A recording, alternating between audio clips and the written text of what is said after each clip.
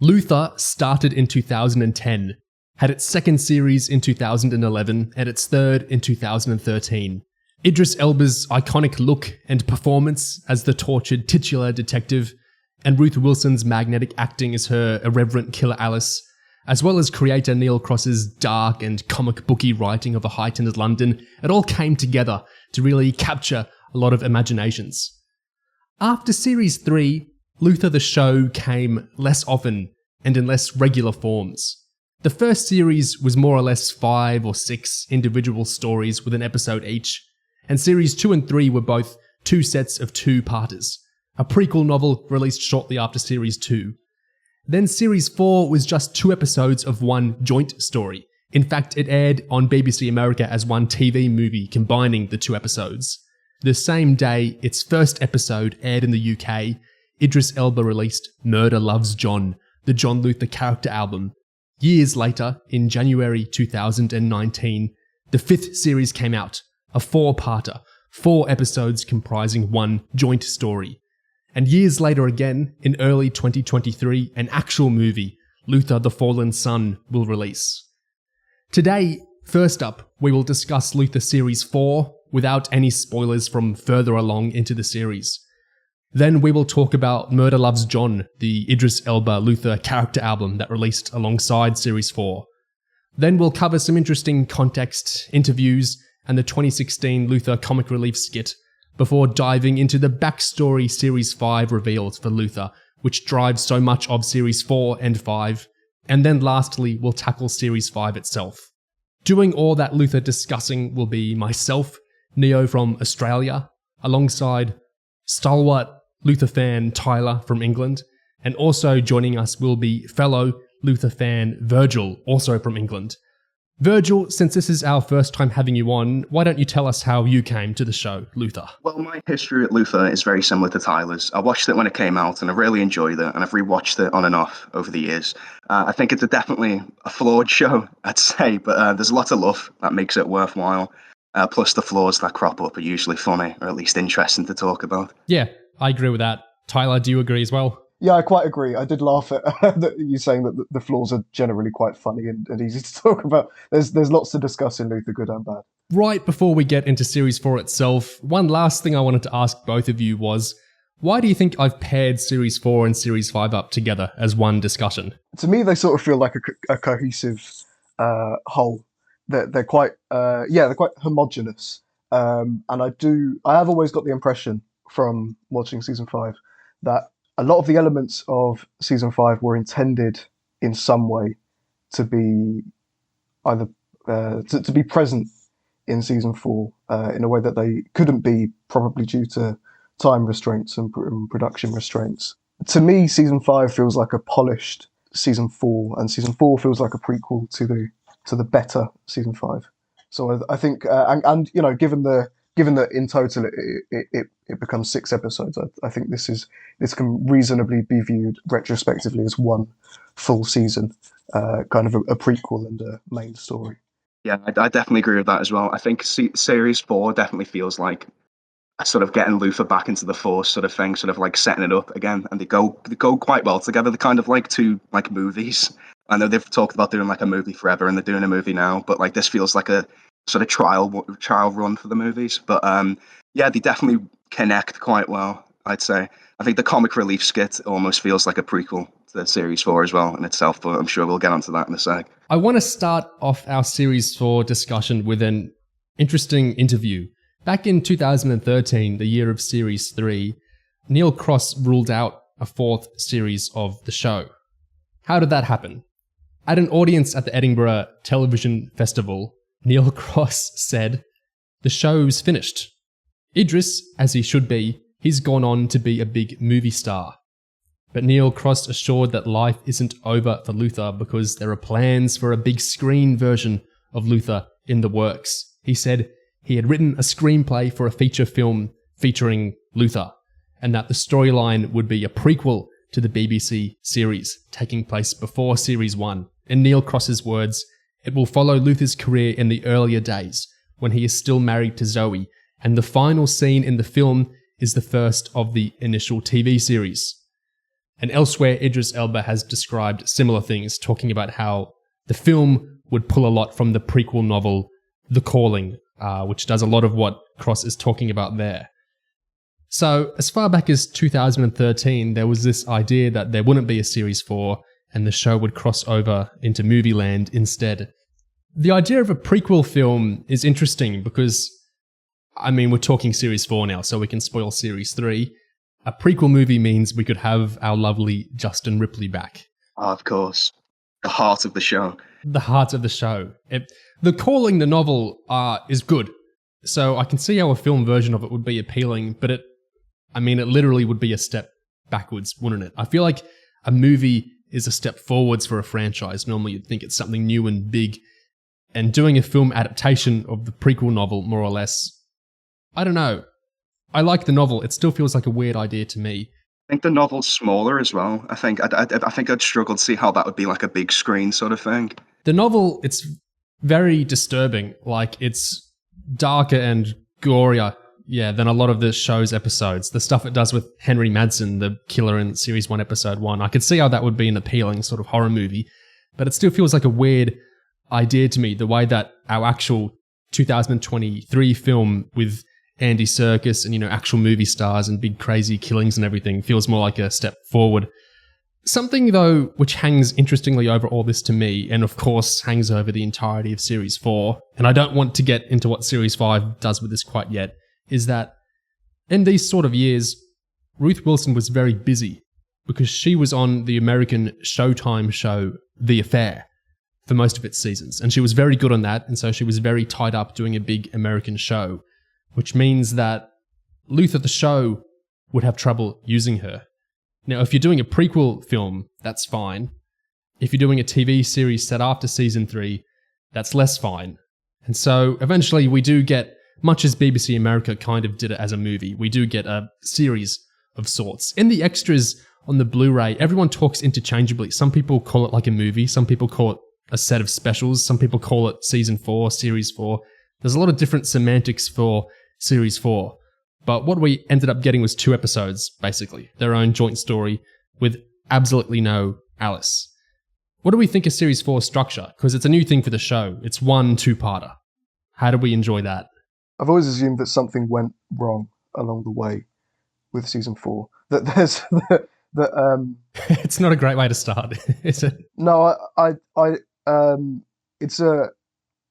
I think it's I don't think it's unfair of me to say it's a weaker season in its format and in its shape and in its content.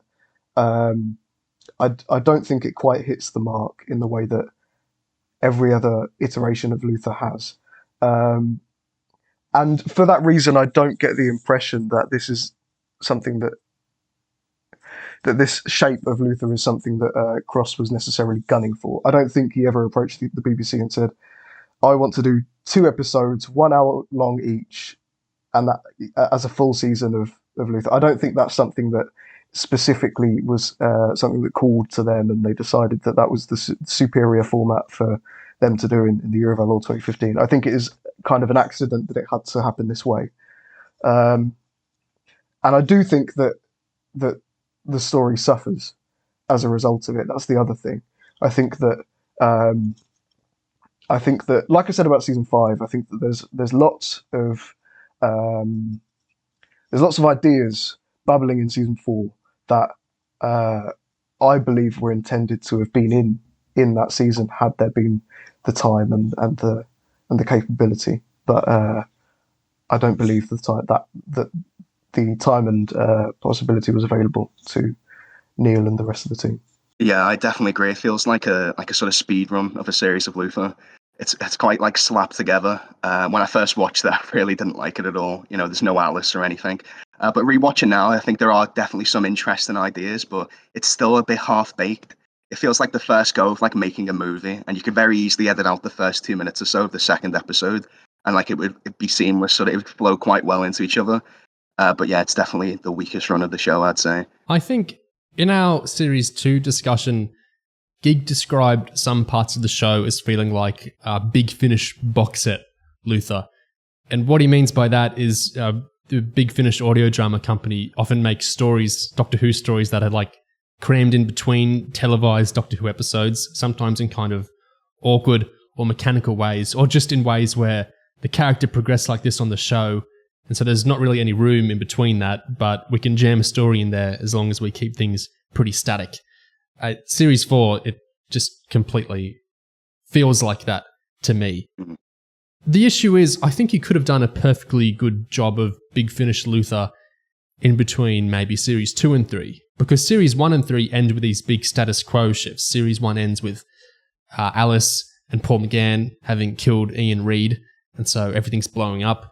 Series 3 ends with Alice and Luther running away together, but Series 2 ends, Luther solved the cases and Alice has escaped, but it's not really on everyone's mind right now. I think you could have done a Series 4 in between Series 2 and 3, sort of, but when Series 3 ends with Luther and Alice running away together, you need to see that built on in some way, and for it to be resolved, I think Series 4 played easier on second watch to me because none of the feints the series made really had the same effect on me anymore. When I first watched Series 4, I had no spoilers from later into the show, so I had no idea, is Ruth Wilson actually gone for good or is she coming back later? I didn't know anything, and so I bought everything fairly on the level.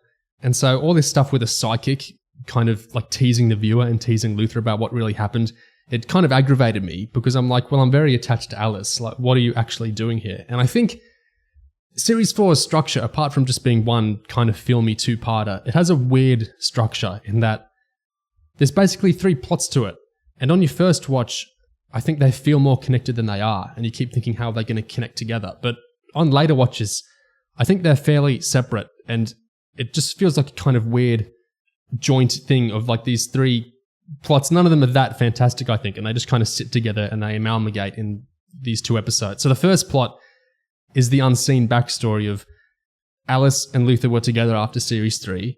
Alice tried to get these uncut diamonds from Patrick Malahide character, George Cornelius, the very 50s-ish gangster.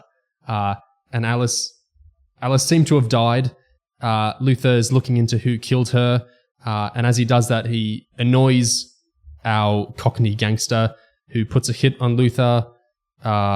Luther finds the diamonds and he resolves that and he gets the hit called off. So that's one story. And it's kind of the one you'd think the viewer is most interested in since it's about Alice and John. Then there's the weirdest story of the season, which is there's this woman who we see break into Luther's love hut at the start of Series 4 and steal the phone. So she gets info about Alice from that. She claims to be psychic. Luther sees through it reasonably quickly. Like in Series 2 with Jenny, where there was this whole unseen backstory before Series 1, which made the show feel bigger, that Luther, got this dad who was a killer and that screwed up the family afterwards.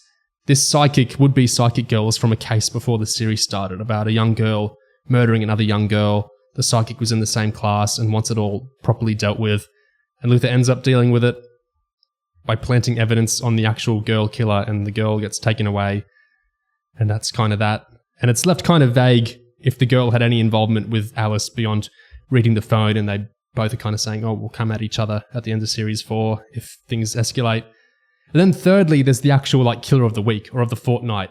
So there's a cannibal played by John Heffernan from Moffat's Dracula and lots of things. The cannibal likes to steal identities and he likes to plant bombs. He kills a pretty good cop in the first episode, which really annoys Rose Leslie's partner cop to him, and then Rose Leslie kills him in the second episode. So, would you agree with my breakdown that there's 3 mostly separate plots at play here? Yeah, definitely. Yeah, that's a good summary of the season. But I wouldn't agree with you though that Luther sees through the clairvoyance arc relatively quickly. I think he does right at the beginning. I think his initial reaction is bollocks. But I think he falls into it, and I think that it sticks with him even by the end of episode 2. I think that he's utterly obsessed with the Alice case, with the Alice death case, and it weighs on his mind, and he can't stop staring at these photos throughout the season. And this is by far the best content of this season. Isn't that interesting? The best content of series 4 is the stuff about the actress who's not in. Is the stuff that doesn't, is the stuff that doesn't really show up in any way. Yeah.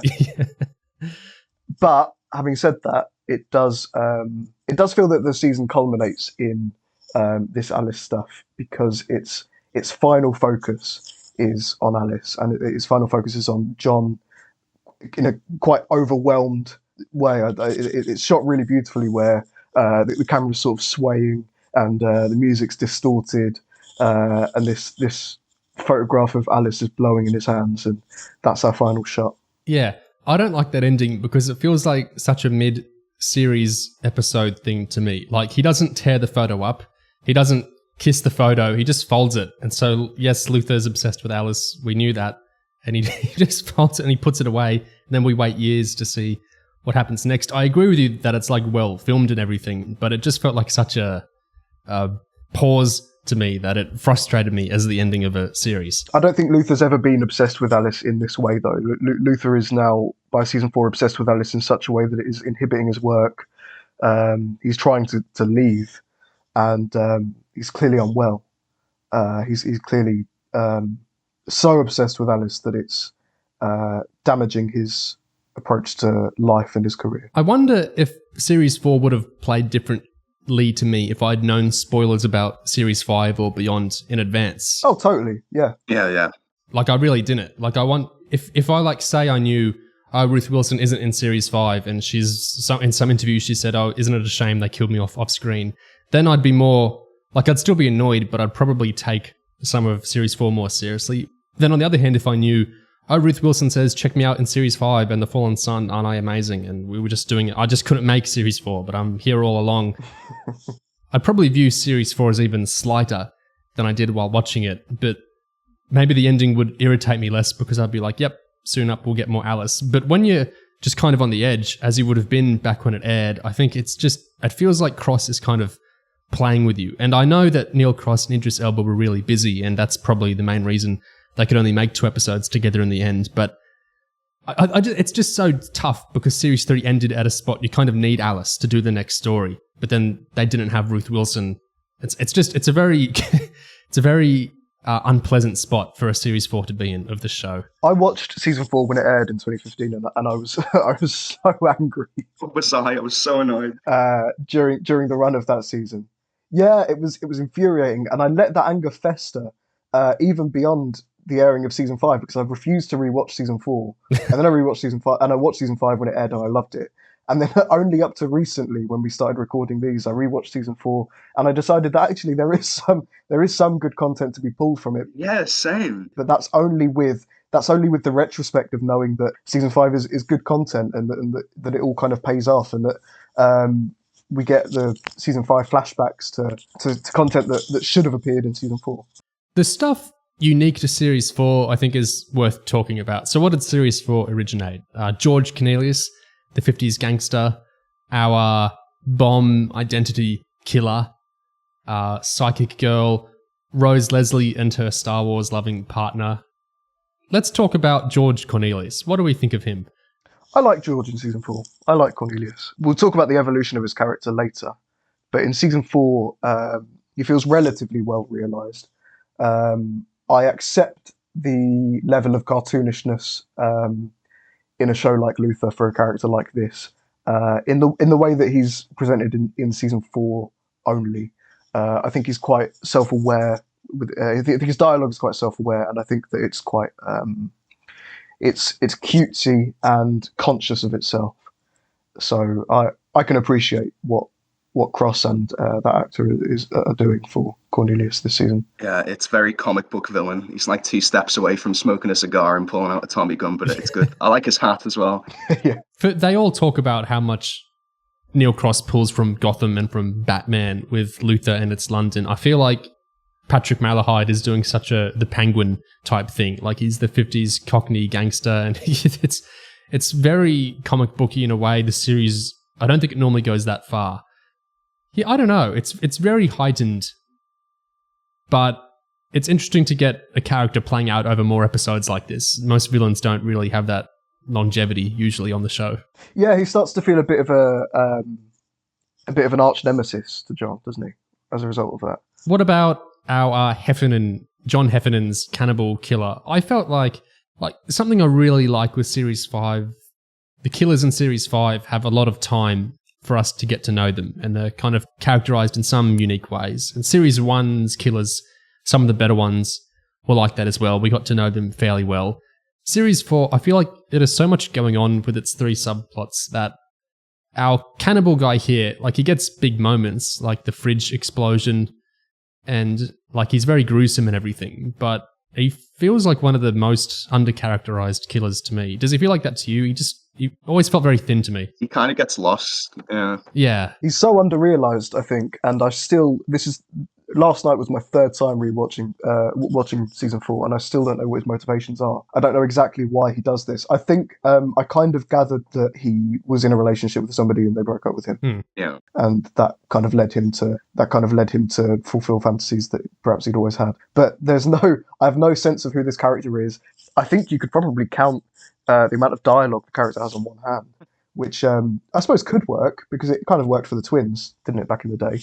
But yeah, I just think it's weak. I think it's sloppy, and I think it's more than anything, it's a shame because he's a very good actor, as we know. There's some really beautiful set designs for his flat and the dentist's office. It's really beautifully done, really stunning. Yeah, it's like sort of Hannibal-esque, isn't it? Like the killing and stuff. Yeah. And visually quite comic booky. Yeah. Because his flats in particular is not very. There's lots of kind of retro monitors and retro designs in there that don't really. Yeah. It doesn't really sync up with reality, but it feels really cool and large. But I don't know the character at all, so I have no. The twins in Series 2, like you mentioned, Tyler, they had a pretty cool idea, the RPG, chaos magic stuff. Like, I know the twins reveal itself is very cliche, but I feel like their killings were sort of unique. There's a scary computer guy and he wants in on your computers and he uses your computer. I feel like it is scary, but it's also very CSI, Criminal Minds. Like, it's a very, I think, pat kind of idea for the killer. So I think Cross had his work cut out for him in the first place in making this character interesting. And then, he's so kind of lost within everything Series 4 is doing. It's kind of a shame. I feel like Series 5 really improved on that. Like, it specifically gave its killers so much time for us to get to know them and everything and to get to hate them. Series 4, like, he's terrible what he's doing, but I barely know the guy. I don't really feel that much disgust or fear or hatred of him just because he's kind of very mechanically placed in the story. And it is a shame, because the actor is good. And the idea of a super nerdy computer squad killer, it's not like, I think back to earlier series when Ripley's like, the guy's a troll. And, we have Cross's kind of boomerish, but kind of endearing interest in the internet and stuff, like we saw in Series 3's Marwood case. And I feel like he could have done something more interesting with like a hyper online killer or something. But the voyeurism stuff, it's more just like imagery. We get the imagery, he's watching all these screens, how creepy is that? And it's not really... we have the Cotard syndrome stuff, so he thinks he's dead or decaying. And it's just like Luther's aware of this from his crime novel reading or a true crime podcast or something. So he just says in the bullpen, he's got Cotard syndrome, probably. And they're like, yeah. And that's like doing all the work. Something you can take from it in a real world sense is that it's obvious that Cross has been toying with this kind of cyber killer for a while, hasn't he? Yeah. He's doing it again for the movie, isn't he, as well? It's yeah, exactly, yeah. It's been bubbling over for a long time, so it's about time we finally saw what exactly he wants to say about cyber killings. Did you enjoy seeing Ripley again in the very first scene of Series 4 in the kind of dreamy sequence up on top of a building? Oh, it was beautiful. The ghost of Ripley's past. Yeah. I think it was nice. Ever have that dream where you're falling? Do you ever wake up in it? Yeah. Nice little, like, sort of novelistic type stuff again, I think. But, it was nice that they kind of carry it over, because remember when Ian died, they didn't really, like, reference it again in the later seasons. They kind of do it in Season 5 as well, but sort of the callbacks. It was nice that it's like John's more haunted. What I liked about that scene is the quite unsubtle visual difference between John looking across London to John looking across the border. Close to the edge. I think it was quite beautiful. Yeah. There's, related to this like mental imagery of Luther, Neil Cross, back in the end of 2015 when Series 4 was around, he said that There was a cutscene from Series 4, too shocking to air. He said, "It was a very deep, dark sequence that explained some things that are floating around in Luther's head. We shot it and cut it and put it in and had to take it out. It was a psychological expression of John. The audience would have said, I wanted to get to know him, but Jesus, is that what's going on in his head? And so we axed it." Idris Elba insisted it was not his decision to cut the sequence and that he was disappointed to see it go. Elba, "I didn't decide to cut it.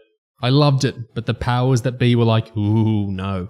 So it was a psychological expression of John, so it's seeing inside his head, and it was too disturbing, apparently. Luther's mind palace. Yeah. I think Series 4 could have done with more interesting things, so... Yeah, that's a real shame. I wonder whether that's something that Gross will be able to explore in the future of this franchise. Yeah.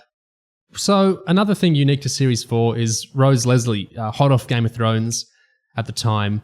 She's in Series 4, so we have another redhead. Red is such an operative colour of the show, you know. Alice's red lips and Luther's red tie, I like that connection. So Red is here again, but this character is where Alice is magnetism and so much life. Rose Leslie's Emma, I found her a bit dull, to be honest. What did you two think of her? Yeah, same. Very, very dull. Sort of like quasi Ripley, but like less of the charm. She doesn't get much to do, really, does she? I like the bit where he talked when she said like she loved them, and like John was like, "Yeah, I understand that." That was like a nice little scene. Yeah. But apart from that, she doesn't really get much to do. Would it be nice to see more of like a home life, maybe? But obviously, it was only 2 hours. So. Yeah, I was going to say this is another result of there only being 2 hours to tell this story, but it's really upsetting that the only personality she gets is being sad about Theo Bloom being dead. I think that's another crying shame of Cross's dedications in season 4 and his priorities, I don't think, being quite straight. On some of the extras, Rose Leslie goes on at length about her character, you know, talking about, oh, she's strong-willed and she's this and she's that and she's professional and she's ambitious, but she's not cold, and she's worked her way up the ladder and she's at ease with men and she's at ease with being gay and she's not intimidated by men. And she goes on and on for ages. I would describe Emma as, first and foremost, she's incredibly professional and ambitious, but not in a kind of cold, calculating way. She loves her job. She's very good at her job, and she has been working her way up the ladder to become a DS, and very much sees herself within the role, within the police world for, the rest of her career. And certainly when it comes to her personal life, she is, as a woman, she's incredibly at ease with her own sexuality.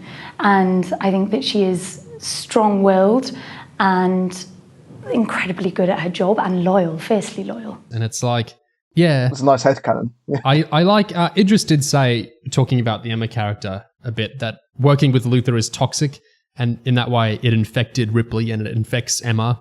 So I thought that was interesting because, of course, Emma uses the gun at the end to kill our bad guy. I don't know how toxic that is, but yeah, it's not what you meant to do. I didn't get toxic on that at all. What did you think? What did you guys think of John seeming to be very, very genuinely telling Emma that she must play by the rules at all costs or he'll get her sacked? What did you make of that? I think Luther doesn't want others to be like him necessarily. I mean, the foundation of the relationship with Alice is that they have this connection and kind of similarity that disturbs him in some way, I assume. So, and Ripley died, the more Lutheresque he got, he was about to have little Ripleys of his own, and he died for his trouble. So I think that's a serious thing, that he doesn't really want others to be like him. But if they are, so be it. They're going to be more effective. It really winds me up. I think it's such a John, it's such a narcissistic, holier than thou thing. John gets it's one rule for John and another for everybody else. I think season 4 is the point where, and this is its saving grace, I think. Season 4 is the point where John's narcissism and relative nastiness starts to really show. I get the sense that you can start to see John not as a hero by season 4, but as largely the antagonist, and realistically, you start looking back on all of the problems of the show and realizing actually, if it weren't for this guy's narcissism, half of this stuff, if not all of it, would never have happened. I think the fake clairvoyant character kind of plays into that because, like, she has a big go at him for, you didn't protect me. You said you would and you didn't. And that's, her big revenge in this season is kind of taking care of that. Like, it's interesting to see he kind of failed someone in years we didn't see. So he's not a perfect superhero the way that he's sometimes described. Yeah, I start to lose sympathy for John from season 4. And that to me is what brings season 4 some life, is that it gives John a completely new sense of character, and that sense of character is quite distinctly awful. I think I start to really hate him. What do you think of when Luther leaves the love hut he had with Alice, the Broadchurch kind of area, and he comes back and there's this big epic walk and the camera's doing all sorts of cool things to accentuate that. And Shank is obviously sort of pleased that he's returned to work, and it's a big epic walk in. What do you think of that moment? Like the Luther getting the suit back on and he's rejoining the police. Great music. Really, really good music this season from Paul Englishby. Yeah, I really like it. I think it's quite fun. I love the bit where it's like just before he's going to like put the suit on again. He kind of looks up and he sighs as if it's like this big sort of like effort, and it's like really hard for him to do. Yeah, it's his burden. And then he's walking through and he's like smiling, having the time of his life. Like it's so like triumphant. But it's like, again, it's that sort of thing. It's like John acts as if it's like, oh yeah, this big thing. I'm this protector. But like actually he loves it. He loves doing this. Yeah. Idris said he enjoys returning. He likes walking in the bullpen and being recognised and rejoining everything. He likes doing that. I think he misses what he used to do. I think he's a lost soul, and he has a need within him to come back to us, and he does in a rather spectacular way. I think he's, just sort of like not sure whether he wants to be back, but has a sort of a duty to come back when he comes back. But I think Luther loves, what he does for a living. I think that walk back into the bullpen is definitely one that he enjoys to do because he's back, and that's something that I think we always have Luther walking into the bullpen with some sort of significance, and this time he does a lot. Luther's the real life superhero and is going to go and take care of things. And yeah, I think it's kind of that narcissism thing Tyler talks about, like the long suffering, oh, I have to be back, I would rather not do this, and of course they are enjoying it on some level, that they're required and that this makes them important and everything. And I also think Series 5 delves a lot more into the psychology of this, but Luther is an active kind of guy. He wants to fix things. He wants to protect. He wants to go and do things. I don't think just retiring to by the sea can really work for him. He needs to go and be doing something. So there is that, I think, joy in joining the Force actively again. I have a feeling, and I'll come back to this point when we get on to Murdah Loves John, the concept album. But I have a feeling that Idris's take on the character, is at odds with Neil Cross's take on the character and my take on the character. And I think that is a really wonderful thing, because what it does is creates a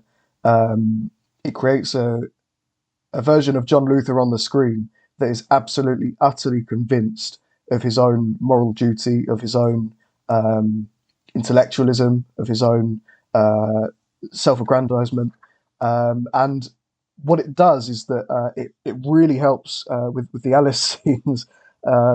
Whenever Alice comes and crashes down on him and explains to him who he really is, it really kind of shatters John, because I think that the way that Idris sees this character is more aligned with the way that John Luther, the character, sees himself. There's a real world contrast I notice when I look through the interviews and everything I was going to talk about, and that is Neil Cross often talks about the thing with Luther, the show, is when you come back for another series, I need to think of ways to torture Luther even more. How can I make this worse for the character? And that's kind of the sadism and sort of the joy, is that you have to think of how can I make things even worse for Luther and for the show. And Idris uses the word escapism a lot. He talks about, you can't get TV better than this. It's such a big escapist thing that you have this hero character. He comes in and he puts on a suit and he can just solve things. It's a big escapism kind of show. He's an ordinary superhero, and I think there's a relatability, the show definitely is escapism, you know, and I think it's the best kind of television you can get. You don't get much better than the way we throw Luther together. It's escapism, and I think the audience just love a bit of that, you know. And I feel like maybe those aren't necessarily in contrast, but they sort of feel in contrast to me. What do you guys make of that? I think they become contrasted by season 5. I think that the way Idris sees the character is more in tune with. No, actually, no. I'll rephrase that. I think it's very in tune with the show as a whole. I think it's more specific to the way that John was framed in season 1. Although, you know, as you know, I still think that season 1 John is quite narcissistic and not necessarily a hero. But look at the Zoe stuff. Yeah. Yeah, I think by series 4 and 5, that sort of idea of a guy who comes in and solves everything doesn't really stand up. He doesn't really, does he? Yeah. But the fact that Idris still believes in it is really admirable, isn't it? I think that Idris's belief in John's heroism is very admirable, and it really it does bring a sense of truth, a sense of honesty to this character. Like he really genuinely, right to the very end, believes that that everything that he does is right. He is the moral good. He is the moral force of London. But it comes to be that everyone else in his life realizes that that's not quite the way that it is. I think there can be really fruitful kinds of creative friction in fiction when it comes to actors and writers or producers or whoever having slightly different interpretations of a character. I don't think it's necessarily a bad thing at all. I think it's a great thing. I think in Doctor Who, it's certainly happened more than once. I think Stephen Moffat and Peter Capaldi had slightly differing interpretations of that Doctor character, which I think was fantastic. You want people pushing each other. And like Tyler's saying, in fact, it works more for Luther. If Idris has a certain take on him, that makes his performance better than it might have been if he had Cross's maybe more cynical take on him. I think that's all a fantastic thing. And you just want to see people this invested. Like doing an album that's about your character in a TV show and you weren't asked to do, you just did that because you wanted to. That is, we are so spoilt as Luther fans. How many amazing, isn't it? Shows or films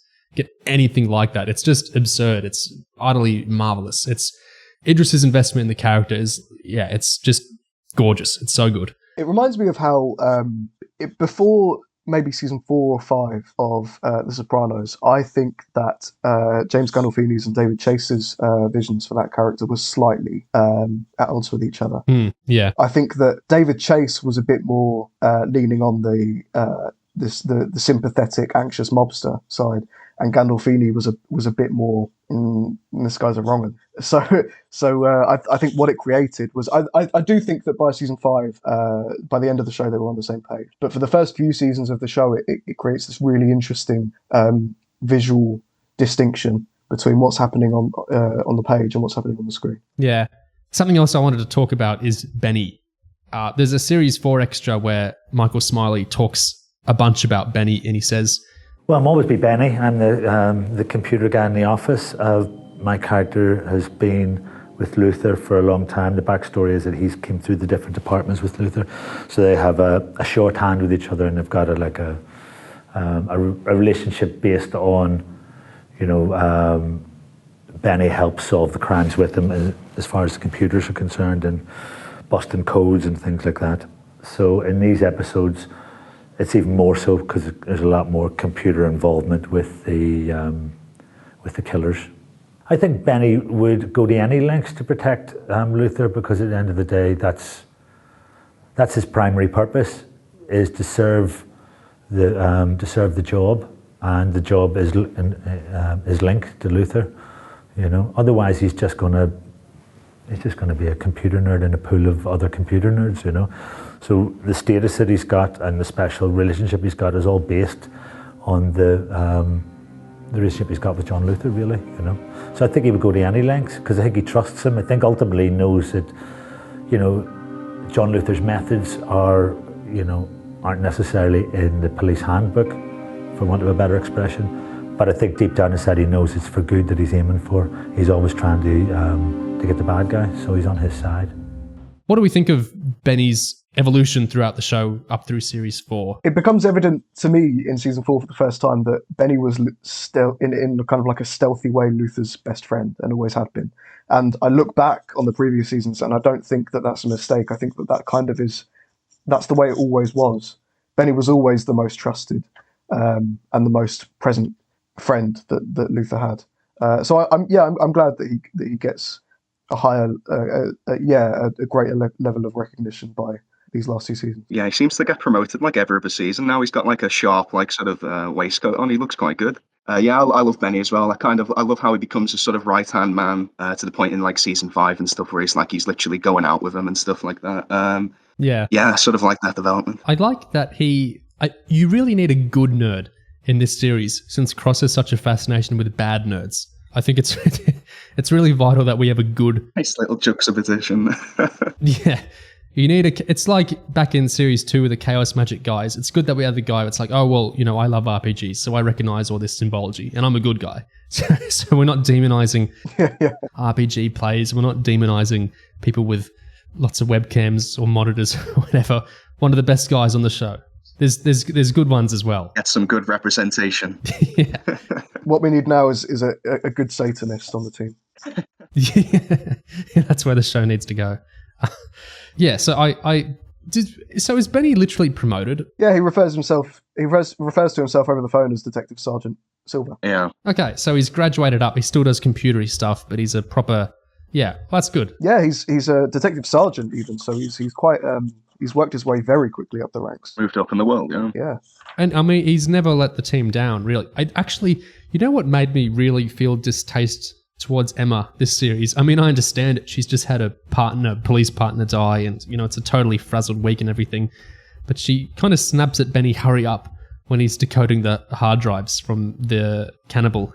It's like, well, he can't make the computers go quicker. And I know she didn't swear at him or anything, but I still was a little bit annoyed just because I love Benny so much that I'm like, hey, leave Benny alone. This is a very small gripe. That's quite funny. Yeah. Did you notice that the first victim in season 4 was using an old mobile? Yeah. But nobody else in the show is using old mobiles by 2015. They're all using smartphones. Why? Why did that happen? How did that happen? I know there is on the extras.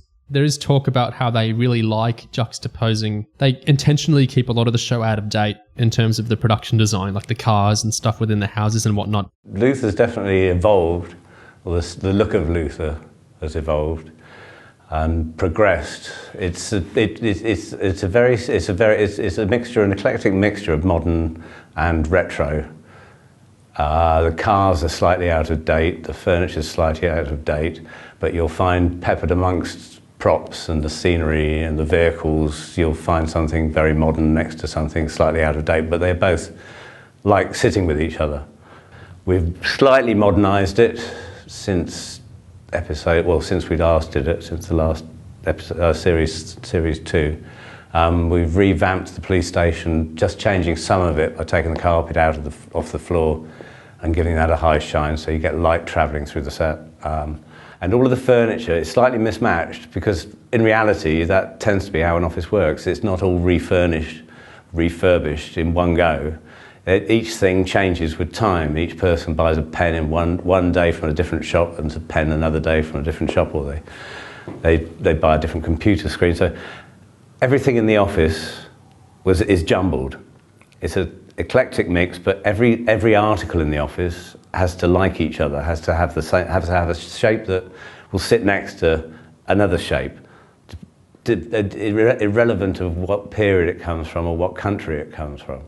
So then you can have really good fun mixing all of those things together and finding things from completely obscure backgrounds and making them sit with other objects, and they'll both sit together happily but look quite interesting. Yeah, I've noticed that the old not license plates on the cars, but in season 1 to 3, Yeah, so I think it's nowhere near something as like tawdry and quirky as the Loki show or whatever, where they're really intentionally going, hey, look, we use, it's like this technology mixed with this technology. But I think there's elements of that they like jutting up different technologies next to each other, not in a super heightened way, but in enough of a way now and again you go, hey, that phone is a bit too new looking for the old place it's in, or it's a bit too old looking for the place it's in. I just chalk it up to they try and jumble up the production elements a lot. There's a slow, soft eeriness and ennui to the season 4 opening scenes, I think.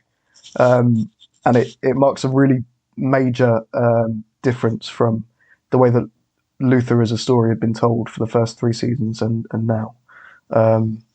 I mean, taking Luther out of London in the first place is quite a major step. It's quite a big visual thing. Giving him a different outfit to wear. He wears a jumper and a coat now, as opposed to his red tie and tweed jackets. And it feels quiet and solemn in quite an eerie way. Do you feel the same about Luther's hut on the edge, closer and closer to the edge every day, as he says? Virgil, what do you think? Yeah, I mean, it's interesting. I do think it's interesting how Luther doesn't outright quit the police. He's kind of just like, he's taking a sabbatical sort of thing. So like and I like kind of like how he's sort of, you can tell immediately that he doesn't like this, something's off. Like he's sort of, he's distant. Like you can tell something's wrong. And yeah, it's interesting, I think. I'm not too sure. One of the underpinning Series 4 things for me is that I think it's, in so many ways, anticlimactic. I think the whole thing itself, in that we don't see Ruth Wilson, and the ending like we've talked about, I think there's all those bigger things, but even smaller dialogues, like there's that exchange that Luther and the would-be clairvoyant have, where Luther's like, confirmation bias, you ever heard of it? Because that's what's going on here. The big psychic stuff isn't happening. I've just been confirmation biased. It's actually much simpler than it seems, which resolves a lot of the stuff there, but there's just inherently in so much of Series 4, I think there's just this kind of size of, okay, so not much is going on then. Like there's one, I think this is one of Neil Cross's one of the worst bits of dialogue he's ever done. And it's in the climax of Series 4. So Luther and Emma confronting the cannibal, and no, it might be earlier than that. Anyway, it's Luther and the cannibal, and it's stop, you've lost her mate. Okay, she's gone, referring to the cannibal's earlier love. She's gone. Oh, God, yeah. This thing you're feeling, this thing, it's in your head. He's talking about the Cotard syndrome. It's a physical thing, it can be put right. And the cannibal says, I died. And Luther says, no, the dead don't come back, okay? Now, we think they do, but they don't. Is this the first draft of Crosses? But they don't. Was it trying to be just kind of flat in a very statement kind of way? Because that really didn't work for me, that dialogue. What did you guys think of that? It reminds me, and this is a testament to how bad it is. It reminds me of there was a Christmas special of EastEnders back in the day, back in, I don't know, 2008 or something. And the motif of that episode was, you think you love me, but you don't. And various different characters said that. You think you do, but you don't. That's what it reminds me of. It's trying to tie into the themes. Obviously, it's also subtextually about Alice and everything. But it's because this series is such a tease. It's well, Ruth Wilson's not in here, but who knows what's going to happen? Because even the psychic stuff's not fully resolved at the end, because it's still a bit vague whether she had any hand in anything. And what are you trying to do with this here? It's are you trying to get us to let go of Alice? Because you're always going to play coy about whether she'll be back or not. It feels profoundly not satisfying to me. And at least they could have dressed up Luther's lines a bit better there. Do you agree that the clairvoyant is an attempt to stitch up to sew up the gap in case Ruth Wilson does indeed never come back? Oh yeah, definitely. They'd definitely team her up to be some sort of replacement. Luther's I'll come for you and stuff like that. But she's just not as interesting. Yeah. The actress said something weird on one of the extras too. I was meaning to ask you guys what you thought. So she talks about Luther was being burned at the end of last season in regards to Alice, and so blah, blah, blah. I think Luther's relationship with Alice Morgan and how that panned out, him dropping his barriers with her and then being burned at the end of last season, means that we meet an extremely broken man at the beginning of these specials.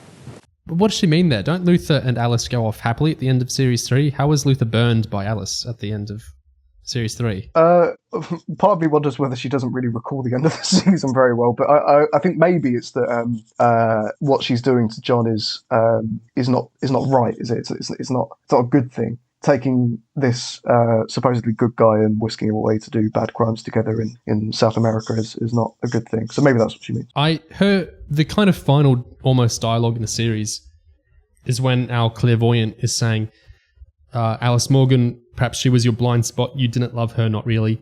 She frightened you and she excited you and you mistook that for love. But you would have killed her eventually if she didn't kill you first. Perhaps that's why I did it.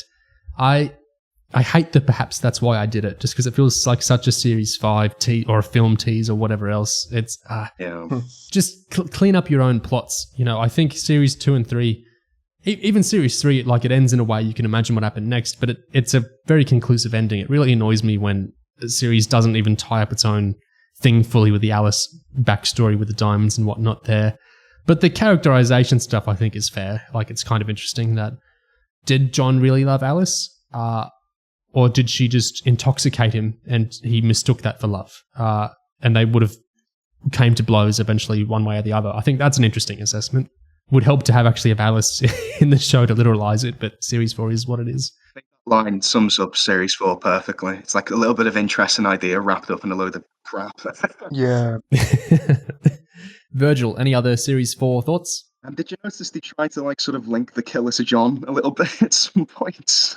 There was a line John said when about the guy, about Stephen, who's like that he's this clever little lonely man, slowly falling apart, spending his days watching the lives of others, sort of thing. Isn't that kind of John? Like, in some ways. Yeah. I know it's not a very concrete idea. Yeah, and I think the motivation for the killer is that he's lost someone that he loves, and like Neo said, it culminates in. You think the dead come back, but they don't. So it is supposed to be a veiled reflection of John in some way, but it really falls flat because I struggle to see it. I think it's the classic Series 4 thing in it. It just presages a better idea in Series 5, where I think the killers do parallel John in a much more active and interesting way. Yeah. Tyler, any other thoughts on Series 4? I like that Cornelius line, Billy Bacon and the soft-centered Cockney villain. Yeah. I think that's quite a good summation of what he's doing with that character in the season. One written down as well. Yeah. Oh, yeah, I was talking about the sets earlier, the set design. And one of the things that I was really impressed by, was in that scene where John's approaching the second fridge, the fridge that is in Stephen Rose's flat. There's, all along the walls alongside it, there's yellow build-up of I don't know, like oil or whatever, and it really does look like it's been there for years. This place looks like it's been rotting and gathering dirt and dust and whatever for years. It doesn't look like it's been designed to look that way, which is a real testament to the set designers. I think this season is absolutely stunning. Yeah, I agree with that. In terms of its sets. Yeah. Really, really amazing. The best Luther has ever been. I hate being this guy, and I'm not really. If I ever am, it's just because a series lacks more interesting things to talk about. But I don't really care that much. But with the second fridge that our John Heffernan's character escapes behind, it did kind of momentarily confuse me. Hey, how did he set that all back up again? As after he went through the grate, how did he drag the fridge back up and set everything right? Yeah. I don't care that much, but I did kind of wonder how was that meant to work. Yeah, I can't answer that because it can't work. Kind of, it is just a piece of nonsense, unfortunately. Yeah. The first fridge, yeah, actually impossible. Yeah, it's just Series 4 just feels undercooked and kind of rushed. It's just another facet of that. What was that line? Sorry, yeah, that line. The dead aren't even dead, John. What on earth does that even mean? What was she trying to get at there? That there's that the dead aren't dead when you're kind of traumatized and not ready to let them go. Is that what she's saying? I've heard similar ideas expressed better. It's just that they may be rotting, but they still have such a pull over your lives, and they're still affecting so much that they're not really functionally gone in any way, are they? They're still with you in some way. Yeah, no one's ever really gone. Exactly. But it gets that rejoinder later in the series that we think the dead don't come, but they don't. I just have one more point on the season, and it is actually a positive. I think that it's very in character of John to not want to come back due to a case. He isn't pulled back by Theo Bloom and Emma coming to him and saying, we need your help with the case. That's not what happens. What happens is that he needs to find information on what he perceives as Alice's death. And I think that's a really great way to, if you're going to bring John back to London and back to the Met, then it needs to happen through not a case that he can't let go, but a personal issue that he needs to resolve. And then when he does come back in an official capacity, it's because he feels a personal responsibility, because he feels that he got Bloom killed. So I think those two things are great pieces of writing, very very attuned.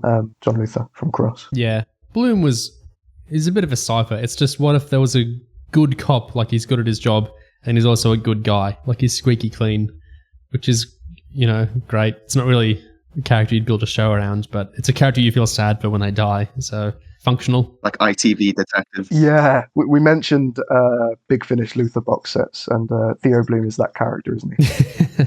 Yeah. The thing is, in all our talks of Series 4 was not the only Luther thing to come out in December 2015. In fact, 15th of December 2015 didn't just see Luther Series 4 Episode 1 air in the UK, it saw Idris Elba's Murdah Loves John, the John Luther character album, come out.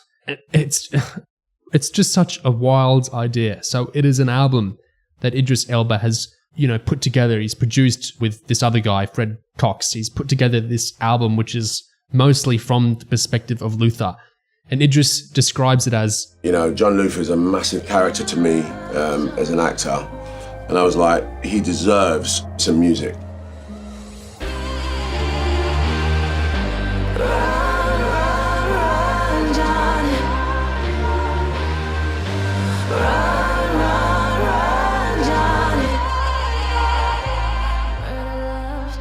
I wanted to tackle musically who is Luther, what it's like to be a detective, what love is like, what murder is like. We tried to really be imaginative in how to describe Luther musically. And I think we come up with an album that we're properly proud of. And so he put together 8 tracks, 8 pretty cohesive tracks. It does feel like a joint album about all that stuff, who Luther is and his experiences. And there's a song from Alice's perspective, kind of. So it's this whole big kind of summation and statement on the show.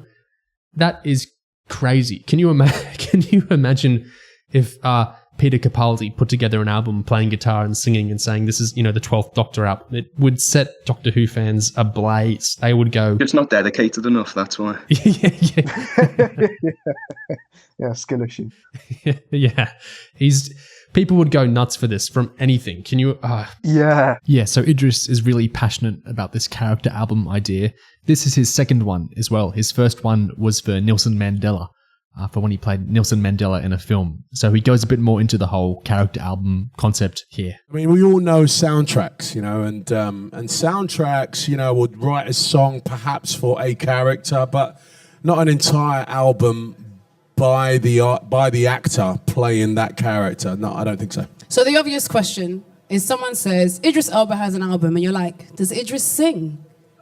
Yeah, I get that a lot. Does Idris rap? Does Idris sing? Does he make music? What do you mean Idris has got an album? So explain what that album is to people who hear that you have an album and don't really understand what that means. I mean, the genesis of the album is, obviously I've got a massive love for music. Everyone loves music, but I as an actor, there was a stigma attached to sort of, doing music as an actor. So I was trying to figure out a way that I could genuinely, sort of approach music, celebrate music, make music, and have it relate to my films.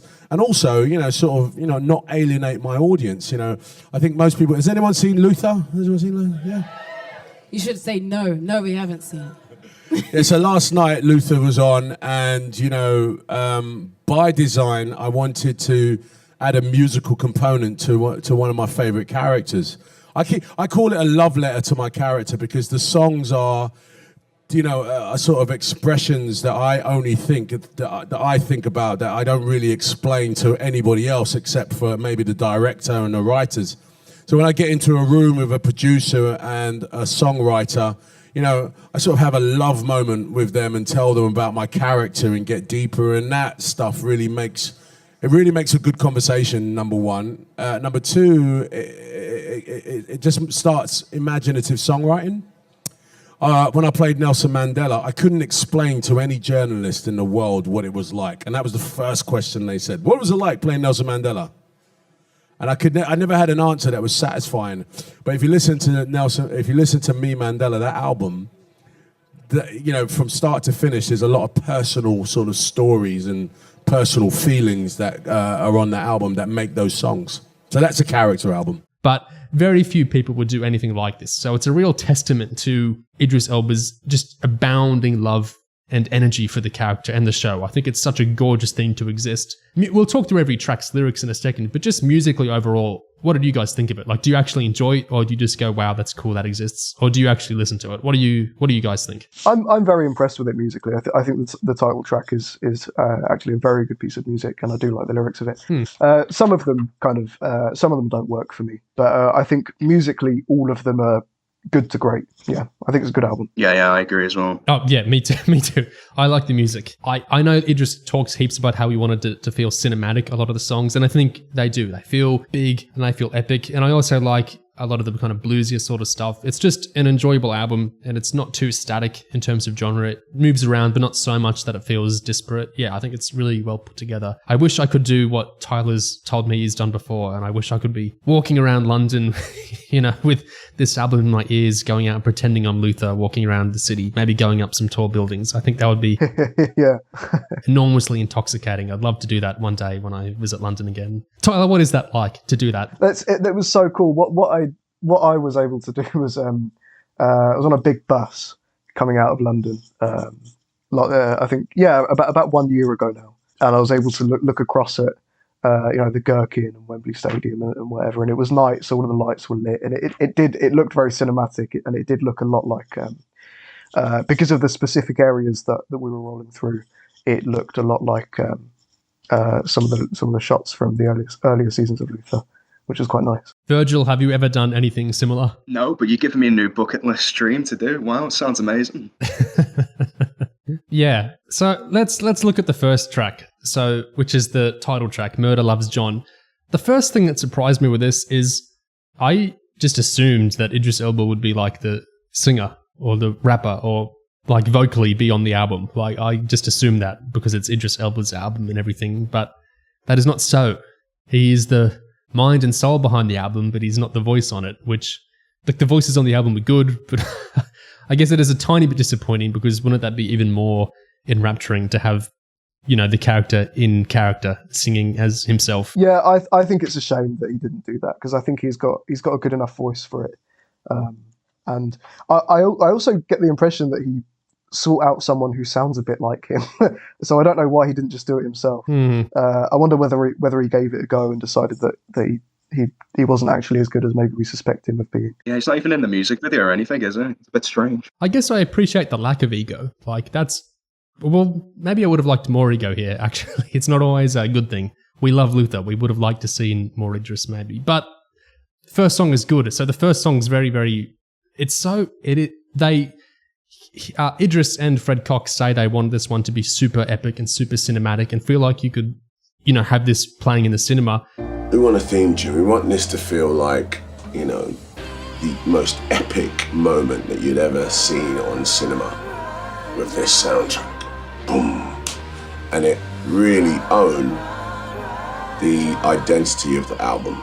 I guess on that cinematic note, the song reminds me a lot of Skyfall, like the Skyfall theme. Both Murdah Loves John, this song, and the Skyfall theme, they're both in C minor, and they both have pretty simple riffs that just kind of move up and down the scale, and that's what's kind of propelling their songs. So I don't know if it's a reach, or I'm just kind of primed preemptively to associate Luther with James Bond for, so many reasons to do with Idris, and talking about a big cinematic song like this, what can be more cinematic than James Bond intro songs? But I feel some kind of shared DNA there. Also want to clarify, when we talk about, why wasn't Idris rapping on this, or why wasn't Idris doing that, that's not just I heard a man rapping, therefore why wasn't it Idris? I think it's because the album is so promoted and styled as Idris's brainchild, which it really is, that you're kind of primed to expect him, in the sense that he's an active musician. You know, he loves music, he can sing, he can rap, he's mostly a DJ. So there's kind of that expectation there, but there's no requirement for it at all, of course. I just think there's kind of that element of when it's an album from his mind and you're hearing a male rap, it does kind of conjure the character, certainly, but that's, you know, part of the idea. There's a lot going on in this song I like. It's dynamic, it moves around a bit, doesn't overstay its welcome. I like some of the sound in the mix, like the kind of oscillating siren noise right at the start. And the lyrics are interesting. You've got that big anthemic chorus, the big imperative, run, run, run, John. That's fun. The personification of murder stuff is cool. It plays with this idea of murder as a partner John is engaged with. And this is what I really like with the cohesion of the album, is that idea is picked up and played with later. Like the next track, Alice Loves, plays with that murder partner idea kind of from her perspective. There's lots of mortality and death wordplay, death do us part, killing, time. There's some ideas in here that get explored more in depth, ideas about Luther's character in later tracks. Like there's this section that goes, looking out the window, hoping it can withhold, petrified that I'll let my sinning turn to syndrome. I pray for the day I'll get a full night's sleep. Maybe then that's when I'll find peace. And that sets up ideas explored in the track Wide Awake, the sleep stuff and the peace stuff, and ideas explored in the track Sinner Man with the nature of sin, and is John himself a sinner man? Is it just the bad guys that are sinner men? It's all very interesting. Like, I can't stress enough how many orders of magnitude more interesting than Series 4 this album is. I think we might talk more about the music video at some other point, because it's kind of its own thing in some ways. But that's also got the similar thing that it's not Idris himself in the music video, much as it's not Idris himself rapping on the song, despite it being Luther in the music video. It's a tall man in the Luther outfit. He's on a rooftop. It's Luther. Why were you not in the video? Why did you decide to not be a part of that and have actors play that? I thought, again, trying to separate home from state, so this is a music project, and even though I'm the artist, I didn't feel right to be in the video, especially when I'm playing the character, of John Luther. That felt like overkill. And Arjun Rose is a very talented director who made that video. We thought we should have Luther's presence in it, but we didn't think we should have me as an actor in it, because I think that would just water down what we're going to see, A, on TV that night, but B, just take away from the, sort of the pictures that, Murdah Loves John, the song conjures up without me in it. When I do further character albums, I think there'll be an opportunity for me to be in some of it, in some films with the music. But at this stage, I'm trying to get people to understand, like, this is a real sort of, I'm really trying to create a genre. The music video is actually doing like kind of backstory-ish stuff. It's like black and white, but with injections of red into it. Lots of Luther-esque imagery with London and whatnot. It's pretty interesting. But I just want to talk about the album for now. We might talk about the music video. If not in this discussion, we might even embed that into the Fallen Sun discussion, I think, because it's a short film of its own. It might be interesting to compare long film with short film, because neither are TV episodes. The Fallen Sun isn't a TV episode. The music video isn't a TV episode. Series 4, whatever they call it, I think it basically is 2 TV episodes. But yeah, we might save the music video for another day. But yeah, do you see or do you hear the James Bond thing I'm talking about? Yeah, in a cinematic sense, yeah. Definitely. I never noticed that before, but you say it immediately and you hear it straight away. Idris has said, people talk about him being Bond, but Luther is his Bond. Luther, it's not always as international as Bond. I think The Fallen Sun might be, but it's very much his iconic character with the iconic suit and the iconic silhouette, and he's off doing iconic things. Luther is his Bond in lots of ways, and I guess this is his Bond theme song, Murdah Loves John. Murder knows that you don't need a witness. Murder sees that you're praying for forgiveness. Murder's not when you're killing for your business. Murder's coming in the middle of the night. What's all this murder stuff? What's the idea here? Idris's thesis for John Luther, it seems, in this album is that murder comes to him. He can't escape murder, and maybe he wants to, but can't. And I don't agree with that.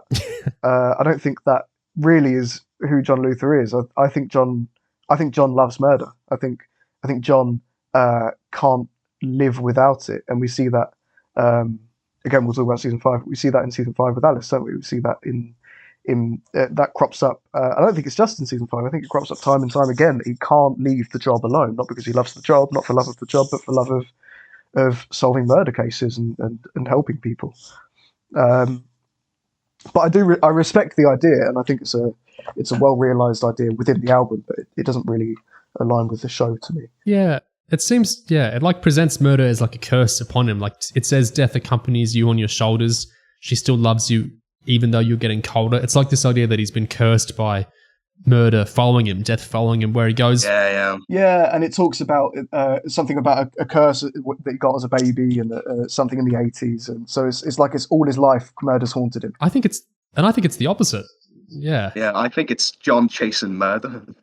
I think, yeah, exactly. It's like we see this in series 5 kind of literalizes some of this, but it's he can't keep himself away from murder, I think is the idea more than that murder chases him. What murder was in the Love Hut, the Broadchurchy place? I mean, he was visited by the cops to say that Alice was dead, but that's not really murder loving him and following him.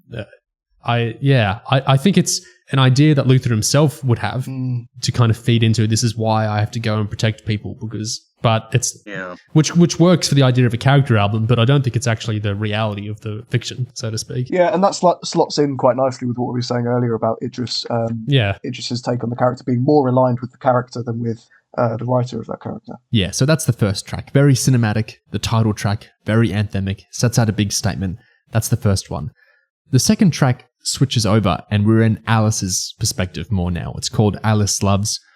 I think maybe the catchiest song on the album, this one. So this doesn't have the kind of big cinematic strings, James Bondy kind of feel. This has got we've got throbbing bass notes. It's a more straightforwardly propulsive song. We have harmony vocal overdubs drifting in and out. We have this drone noise that comes in and out in the background. Overdriven guitar fiddling around with little pull-offs in the background sometimes as well. I think Alice is so often an enigma, an enigmatic character on the show, that this idea of a track kind of in her point of view is really interesting. It's really enticing. And I think there's a similar, earlier I said sort of, or kind of, when I was talking about this song being from her perspective. And it is, I guess it's just that, it's that kind of dissociation we have with Idris not rapping as well. It's a man singing this song, not a woman. So there's that kind of distance if you want, but it's Alice Loves. It's Alice's song. So the refrain is, she falls for this thing called murder. The fear only takes her further. She tries to hide, but it pulls her back again. She lives for this thing called murder. She swears it will never hurt her. She lives the lie, and it pulls her back again. That's setting a statement for the character that I'm sure Tyler will have an opinion on in a second. We'll talk about that in a second. But that's the really catchy part of the song. We also have a part I find really interesting in the first verse is no friends in the art of pain, no rest till she sees him again, which is setting up kind of her connection for John in a really strong way. Of course, the show itself, not in series 4, but it will end up engaging with this. In verse 2, we have, I think, this idea that she's not just evil, or that she's not necessarily a psychopath, which again, not in series 4, but the show does end up engaging in. And so the album's kind of setting this forward. It says, she'll start a fire with no oxygen, finds joy in burning the hearts of men, never worried about being condemned. She says we're all going to die in the end. She hides what lies within as she covers up her eyes with sin. Cold eyes and pale skin just shows me that she's dying within. So she hides what lies within, dying within. Those are kind of more internal and sympathetic ideas of Alice than I think we've gotten on a lot of the show directly. Of course, Ruth Wilson's always doing interesting and sometimes complicated stuff with her facial acting and everything, but I think if we kind of see this as an explication because it's actual words, you know, it's kind of akin to dialogue in that way. That's a really interesting stance we're getting on Alice here that the show will pick up with eventually. And also the bridge, when murder calls, she glides again. The taste of love, she's alive again. The trust, the drug, the fire within, the chamber in her mind holds the key that lets her in. This kind of Alice internality idea, I think, really is so different than how she's presented on the show as kind of a, you know, we've talked in early discussions, sometimes a kind of fantasy figure in genre terms, and kind of, you know, the crazy psychopath, and also this kind of male fantasy manic pixie figure, which we've, you know, argued sometimes about whether she's being cast as or not, or to what extent she's being cast as. So this idea of her internality, I think it's very interesting. And we'll talk about Alice spin-off ideas a bit later as well in this discussion, but there's a lot going on here. But what do we think of the kind of statement, especially the refrain, she falls for this thing called murder, that it's saying about her character? Again, I don't think I agree with the take on this character. I don't think it's really what... But then I'm not so sure, because I do get the impression that perhaps this is how Cross sees the character, Alice's character, that maybe she is not necessarily a psychopath, and maybe she is drawn to murder in a way that she can't escape, but would like to. But that's not how I see Alice. I see Alice as she's quite cognizant, she's quite aware of what she's doing, and she's okay with it, and she's a very intelligent individual, and she, rightly or wrongly, knows what she likes, and what she likes is killing, so she does it. Yeah. Without a doubt, the Alice character in Luther is just, an icon of the show, and I wanted to, musically represent her, and so that's literally what Fred and I spoke about the first time we met, was about, Alice. He loved the character, and he was like, man, that's like, how do we describe her? And that's what we did, basically. We just started to describe what it was like for her, someone that was a murderer and in love with a detective. I wonder if kind of disassociating the idea of murder from like turning it into this thing characters are haunted by or enraptured by it, rather than like an internal drive of the characters. I guess it works better lyrically. Like, it's a much more representational thing. You get to make a symbol out of it, and you get to talk about it in these evocative ways. But yeah, I don't quite agree for either character. I agree with it a little bit more for Alice, I think, than for John. Like, Alice, if Luther had never entered that interrogation room, I don't think that Alice necessarily would have became Catwoman, so to speak. I think maybe she would have went back to her science job and thought about black holes most of the day and just been quietly satisfied all her life about killing her parents. I don't think she had this big game plan to go Catwoman on everyone, but I think like Christopher Nolan's movies present Batman and the Joker, it's kind of this escalation idea that Luther rose to her and she rose to Luther. And I don't think all the Catwoman stuff is necessarily because of Luther, but I think he absolutely made her worse, I guess, made her more heightened in becoming like an arch nemesis to her. So I don't think murder was something she was going to fall for. She fell for Luther more than she fell for murder, unless you want to kind of conflate those. It's an interesting kind of discussion. Well, she lives for this thing called murder. She swears it will never hurt her. Do you think it is talking more about John there than just the life of killing? That's an interesting way of looking at it. I didn't see it like that before. Yeah, I didn't see it that way, really. I think it's interesting to kind of like equate John and murder together, though. I think it makes more sense to me to kind of conflate them, because I don't agree with this idea that she's... In fact, I like how the show starts toying with this more, that maybe she's not a psychopath the way we initially assumed. She can still be a very complicated woman. Like, malignant narcissism gets thrown around. This idea that she could still be very afflicted in that way, but not actually be a completely heartless murder fiend the way some characters have assumed she is. And I find that convincing. I don't know how convincing Tyler finds it, but I do. So I don't agree with this idea that she is kind of in love with murder, but maybe Luther does, and the album is Luther's character album, so... Yeah, it makes sense from his perspective, sort of thing. Yeah. True, that is true, yeah. I'm the reason that I'm not so convinced that Alice is not... narcissist instead of a psychopath. Not sure how you... exactly. And the reason that I'm not convinced of that is because I don't think that's something we've ever been shown by either through Ruth Wilson's portrayal of the character or through Cross's writing. This is nothing that... I don't think this is something that has ever been shown to us or told to us on screen. Impossible to discuss without Series 5, I think. Yeah. Sure.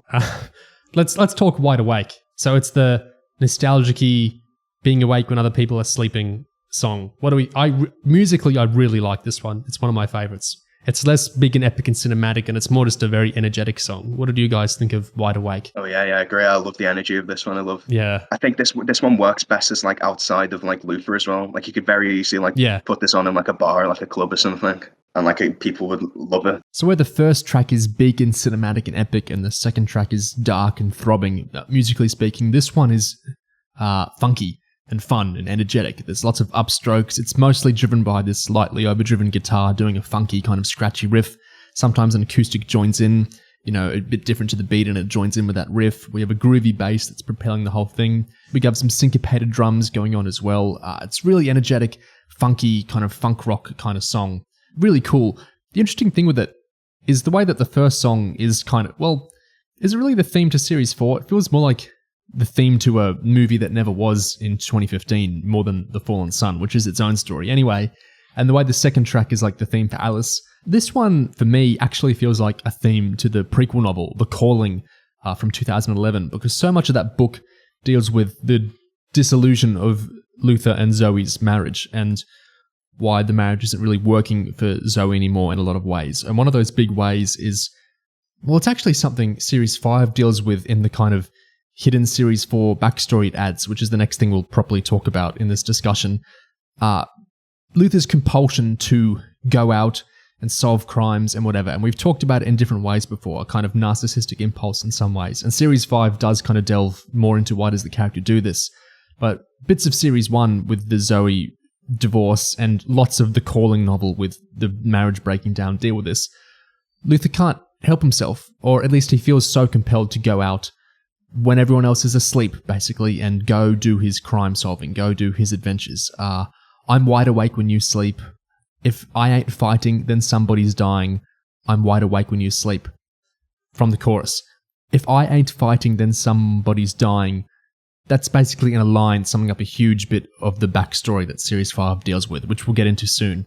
But that's what this song is about, basically, is that everyone else is asleep, Luther's out solving crimes. It's kind of the self-imposed burden, protector of the city kind of stuff. It really links into the big imagery of the show.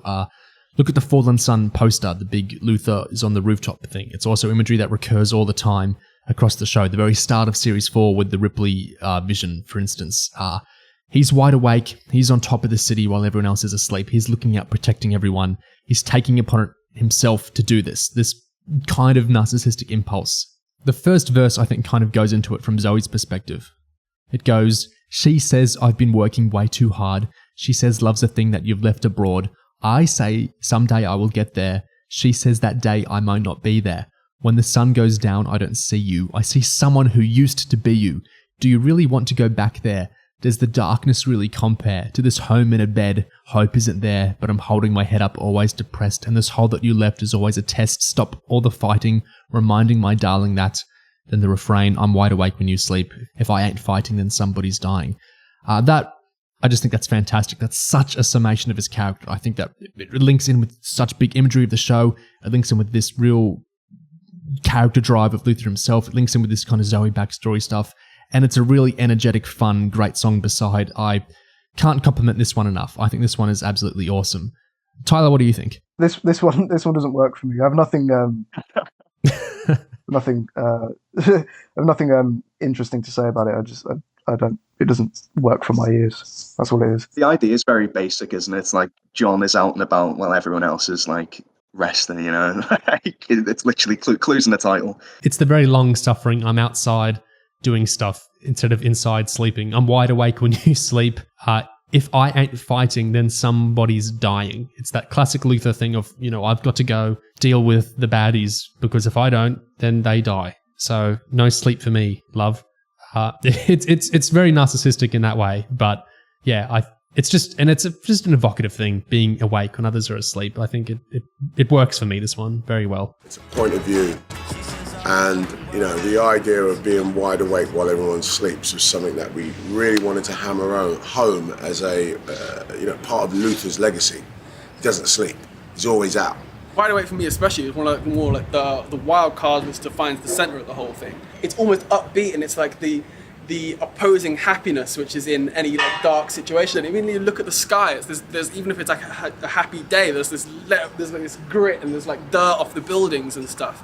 And being able to like capture that in a song, and those old recordings for me like do that so much. And it's like that's what part of London is to me. It's that like the darkness and dullness behind all the beautiful pits that used to be here. So, I mean, tape saturation, basically.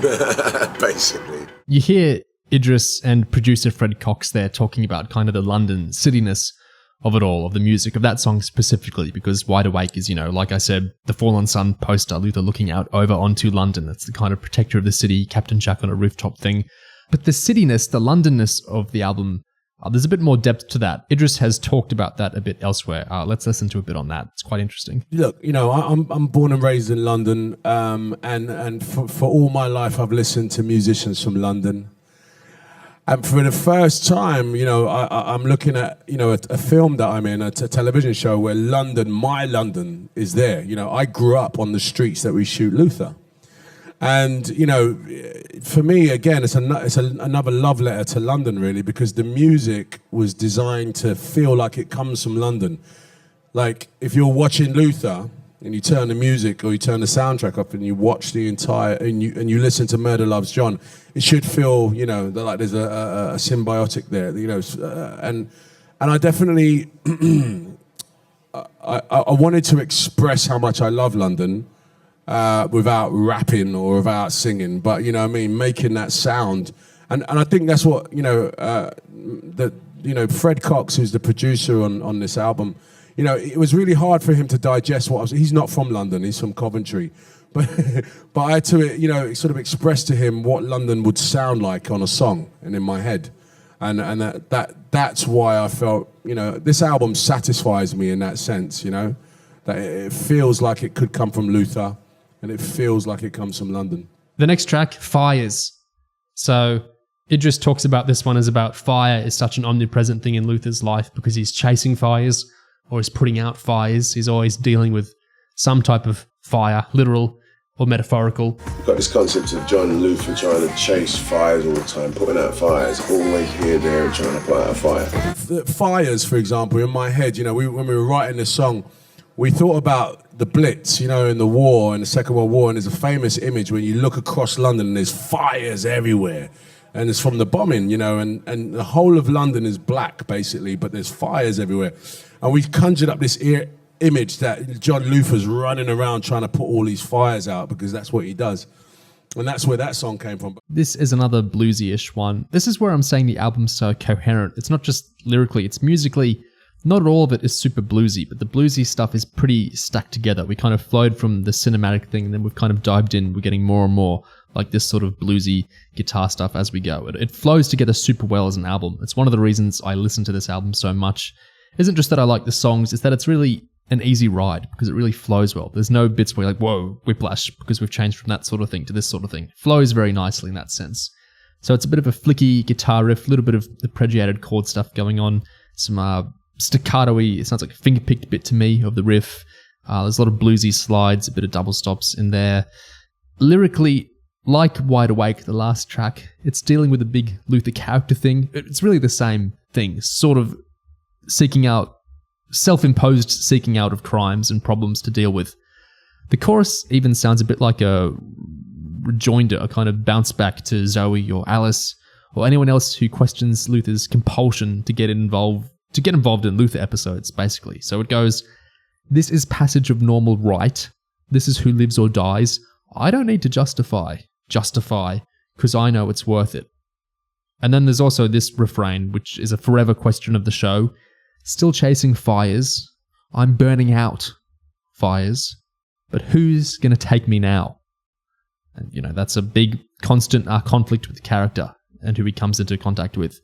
Also, this one, the bridge is a really cool little bluesy riff breakdown thing in this one. And it's the shortest song on the album. What do we think of this one? Yeah, I think it sums up how he thinks, what his role is in the world, isn't he? He's always he's doing his part, even though he tries to turn away, he can't. It sums up his idea of himself, I think. And that's just so Luther isn't, I don't need to justify that I have to go off and save everyone in London just because it's self-evidently true that I need to do this. Even though some characters do poke very reasonable holes in that, for him it's just kind of that he doesn't tolerate contradictions toward that. Yeah, it's a fact. He has to go chase the fires. I like these lyrics. I've been chasing fire, I'm burning out, but who's going to save me now?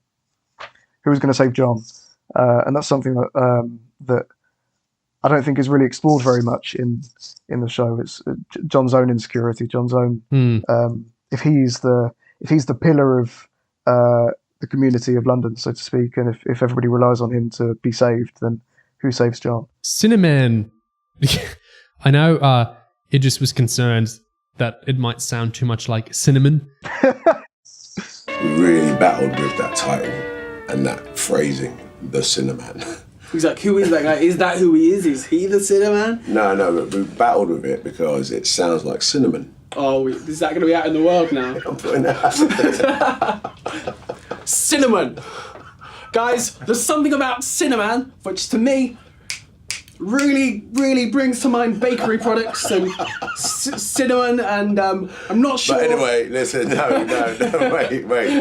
We battled a bit, but we owned it. So there was some consternation over that, but it's an interesting one. I like this one musically as well. So the idea that is Luther himself the Cinnamon or the Cinnamon, the baddies that he goes and deals with. I'm not really sure what Idris's point is with this. Do you think he's saying that? What's he getting at when he says, "You think you really know me, but are you sure?" What's he trying to say about John? Is he more in agreement with how I see John, where I think that John really deep down I think he wants to kill. I think he could be a criminal and wants to be. Is that what Idris is saying with this? He might be throwing you a bone, suggesting, that John is a sinner man, just like the Cinnamon. Yeah. Was George Stark a sinner man? I like to think so. Chasing the Sinner. Yeah, it's one of the more straightforward songs, I guess. Apart from that thing, you really know me, are you sure? I wish there was another way, but these chains are too protected. I thinking that I should change, my soul is disconnected. Yeah, it is suggesting John is a sinner man. I think that is interesting. Yeah. Self-aware. Yeah, the only time I think that John or Idris ever are about this character. So musically, again, this one's mostly clean, very slightly overdriven guitar, pregiated chords, minor pentatonic sliding around, that sort of thing. It's more similar to the first track, though, in having a more large dynamic distinction, in that the verses, well, particularly the first verse here, they're more soft and quiet, and led by the guitar sort of ambling. They're not very driven beat-wise. But then the choruses are big and loud and thumping and repetitive and very directed. So there's that sort of change. There's another guitar-led breakdown in this one, like the last song, and I really like how that breakdown leads back into the chorus vocals being over the top of it around the end of the song. That's cool.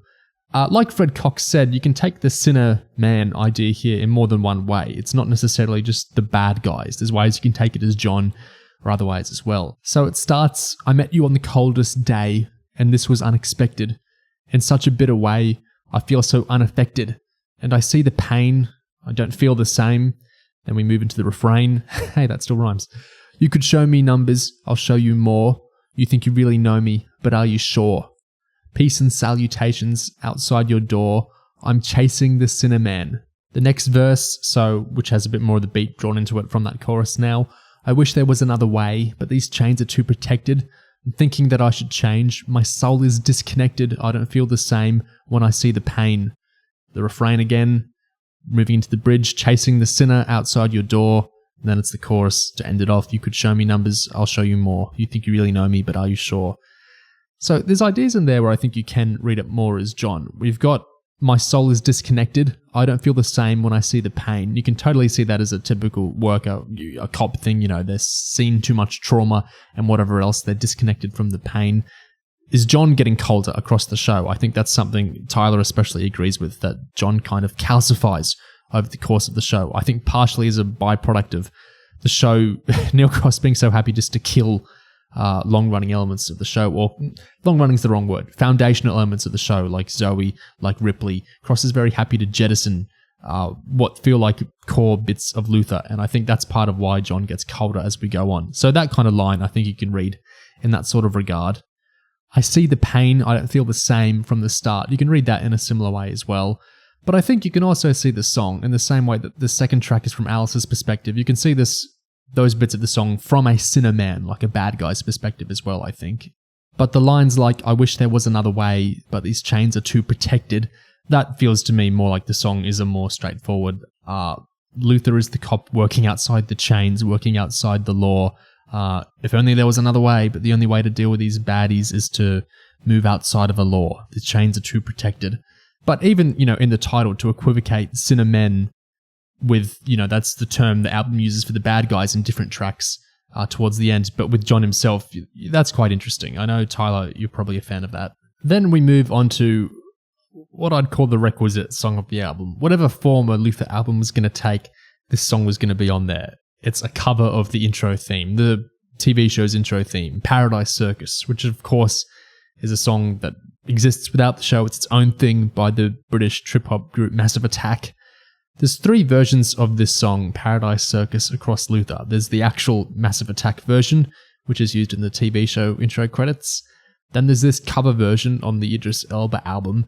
Then there's another cover version in The Fallen Sun. We'll talk about that when we get to The Fallen Sun. Here's some of the interviews and thinking behind this album's version, including Massive Attack's warning that Idris could only do a cover as long as he didn't make the song shit. So talk about Paradise, man. Paradise, obviously the title music of Luther. We're like, how, constantly this whole time was like, this has got to tie in with the visual things, because this is the whole encompassing story. We don't want it to be like separate in terms of ideas and concepts and visuals and sound and everything. Just like, we've got to at some point tackle the Massive Attack song.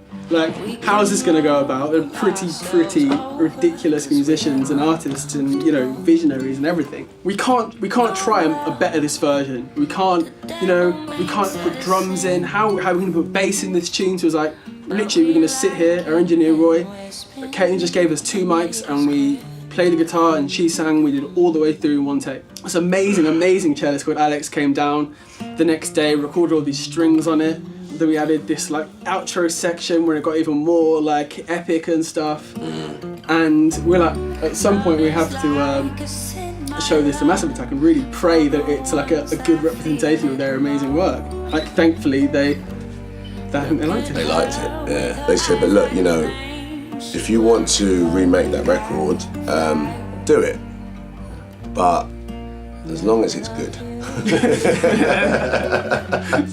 Which I was like, got my marching orders. It was like a moment I said, Massive Attack said, yeah, as long as it ain't It's unfortunate. And there's this interesting insight as well from a different interview. So the original Paradise Circus by Massive Attack, I think our version really sums up Luther. And especially like Luther is a human being that has gone through so much heartbreak. But Paradise Circus, Fabian, whose voice is just incredible, and comes from London. And, it just encapsulates the heartbreak that I think Luther has, It's a very melancholy song. And it, as well, the way it was made, that song was made in 1 take, like literally. Fabian and Fred sitting in front of each other, and she's reading the words off, a lyric thing, and did the whole song. The only thing we did post was the strings, but because of the way it was performed, because of the words, the words, we like it when we're in the devil's grin, to me, that sort of really sums up some of Luther's sort of pain. That's the most painful song. I'm not a huge fan of this one. It's easily my least favorite track on the album. I think it fits fine on the album. Like, musically, it flows on from the last song. The arpeggiated chords and the acoustic guitar, it works fine as a take on the original song's progression, and it flows on from the kind of instrumentation and stuff the album's been doing so far. I don't skip it when I listen to the album. I just don't. I think it's hugely less interesting and less arresting and less vivid and less evocative than the original version. And I don't like the way the vocals are like offbeat and syncopated at points. It's something I really dislike in a lot of covers of well-known songs, where there's that sort of impulse not to do most of the lines directly, but just a little withholding, and you shift the lines around a little bit and you do them a little bit offbeat. It's nowhere near as bad as like the vocal wanker you get when they're just sliding up and down notes or anything when singers do that. I hate that. But it is a little thing that annoys me a lot of the time in covers. It can be tastefully done, of course. But I guess in this cover, it's just it's compounding my issue here of there's no scenario I'd rather hear this version of the song than the original version of the song. And the end of the song, I think, is a little too much wankery, the way I was just describing, the way it kind of does the last line trailing off and so offbeat like that. It just feels too impressed with itself and the original song, this cover to me, if that makes sense. It doesn't feel as, I know this is so hopelessly vague, it doesn't feel as honest and authentic and caught up in its own power like the other tracks to me, like the next song on the album does, which I like a lot. But what do you guys think of this cover? Yeah, I prefer the original one, to be honest with you, but yeah, not much to say about this one either. You never want to be reminding people of something better. Yeah, exactly. I think that's an issue when you do like nostalgia-focused Doctor Who episodes or something. You never want people to be going, you know, I would rather be watching that Tom Baker than this one with his monsters in it. And I think this song has an element of that. I wonder whether Idris's insecurity over that song, and knowing that he had to make a song that was not bad as a cover of that song. I think the very fact of it being a cover has kind of caused Idris to restrain himself with this, which is a shame. I think it's a pretty song. Yeah, it's nice. I don't think it's bad. I don't think it's a bad piece of music. It's a nice lullaby sort of take on this, but there's nothing interesting to it. And yeah, the original is so much better that this is kind of a pointless listen. I would never really find myself coming back to this. Now, the next song, despite the title Finish Line, it's the penultimate song. The first line of this song uses the term sinner man. This is a great summative one, linking in earlier ideas like that. The verse goes, "Chasing faces is nothing but trading places with a sinner man. Looking over my shoulders got me jaded, now I understand. Guess I'm caught in the bullshit of good and bad. Now I'm feeling the guilt I never thought I had." You can see it engaging with ideas from track 5, Sinner Man, there in the self-assessment morality thinking, as well as some of the self-questioning lyrics from the rap in track 1, Murdah Loves John. And I think the chasing faces part also links into the self-imposed criminal hunting compulsion stuff that Wide Awake and Fire is explored as well. The song is a similar tone musically to what came before, but it's not guitar-led, it's much more disembodied noises, and it's very sparse, I suppose similar to the Paradise Circus cover in the kind of bare bones instrumentation, at least earlier on, although it's not acoustic, this one. Anyway, the next set of lines is, "I watched my life shoot by like a bullet. I threw a shot in the dark, I blew it. Why does it feel so hard on the finish line?" This is very self-questioning stuff. It feels very post-Series 3 to me in that sense. I think this is a post-Ripley, post-Zoe, post-Ian, post all that Luther struggling with himself. No Zoe, no Ripley. Whatever the situation with Alice is, it is what it is. Series 5, as we'll get to soon, in the backstory stuff, deals with what sort of life Luther could or couldn't make for himself amongst all that massive absence that would have him questioning things. Anyway, eventually the song comes into a sort of refrain, a chorus without lyrics, but with drums and more propulsion, and that propulsion carries into another verse. "Running harder, keep the pace from tripping over all of you. I get ahead of myself before I know that I'm a lonely man. I think I'm incapable of second place. I'm out righting wrongs, saving face." More self-assessment, so much more open and self-aware than Luther as an actual character on the show would ever be. I think this is where, I'll show the interview clip for this in a minute, this is where what Idris says about how this character album concept really lets you, the listener, in. It lets you into the actor's head, by extension the character's head, at least the actor's conception of the characters. It really, really invites you in very intimately into all that and how evident all that sort of thinking is. Then there's some great disembodied vocals, kind of vocodery effect in a kind of ending section of the song.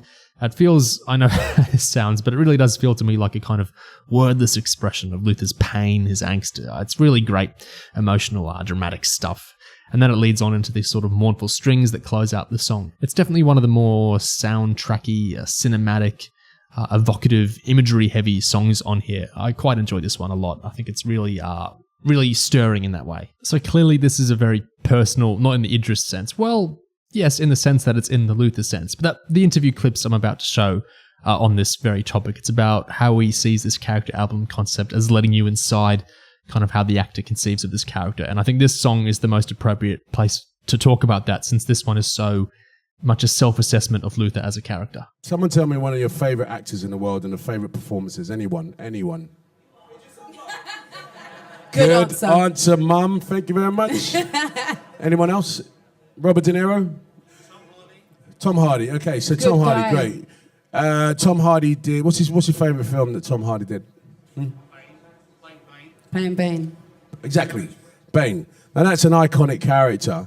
And if I could sit down with Tom and say, Tom, can we design a soundscape for Bane? What would that sound like? What would the songs be like? Who would the artist be into? I think that would be a really interesting genre for the fans. And so, for me, I don't want to, be Idris the artist and start jumping on stage and all that. I really want to try and create this genre properly starting with my own films and my own characters, and then probably, you know, take it out further. For someone who knows you as an actor, though, someone who's loved you in The Wire and who's loved you in Luther, what one thing would you say to them? What one reason would you give them to listen to this album? I would say, you know, if you love what I've done with the character as an actor, this is a very sort of, you know, personal, further insight into my journey into that.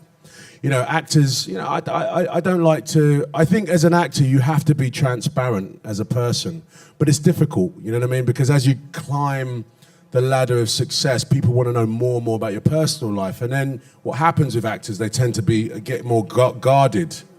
And then as you get more guarded, your roles start to become thinner and your creativity starts to think. I think the more transparent you can be as an actor, the more you can, you know, go for roles. There are actors that go, oh, if they don't know what I'm really like, then I'll be amazing every time.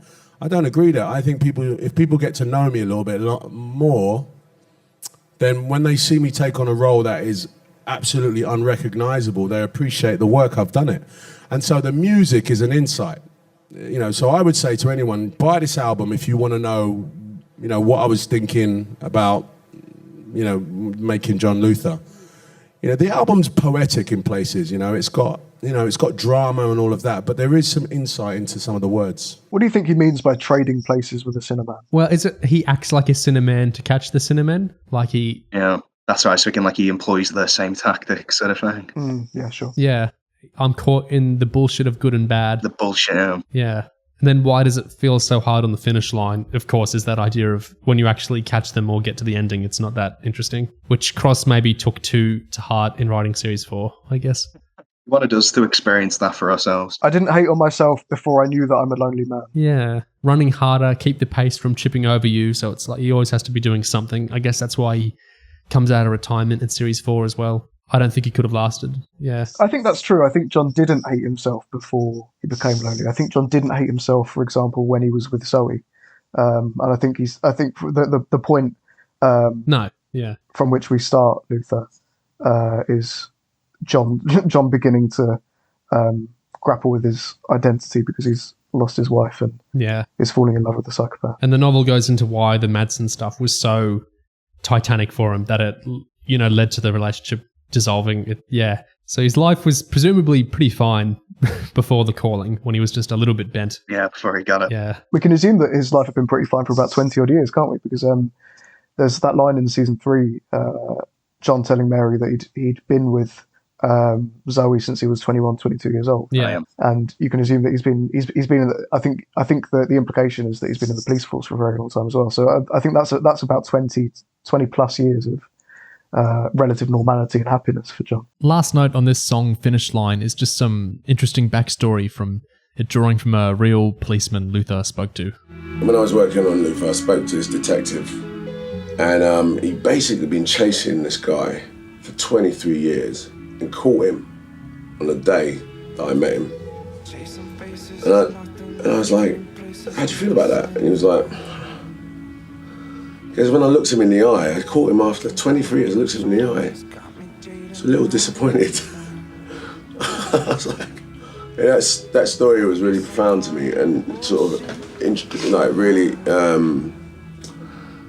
you know, I sort of started to think about Luther in the same way, because he chases all these bad guys, all these cinnamons. He chases all these guys, and he gets them, puts them away, but doesn't get real satisfaction from it. So that's how the words, you know, like, why does it feel so hard on the finish line came, I think. That's a very cinematic story in itself. Anyway, the last song on the album is Bridges. Idris says Neil Cross is really fascinated by bridges. Luther, every episode, there's a bridge. Something that Neil Cross is fascinated with is bridges in England and London. And it's just a part of the fabric of the show, without a doubt. So we wanted to make that stand out somehow in the record.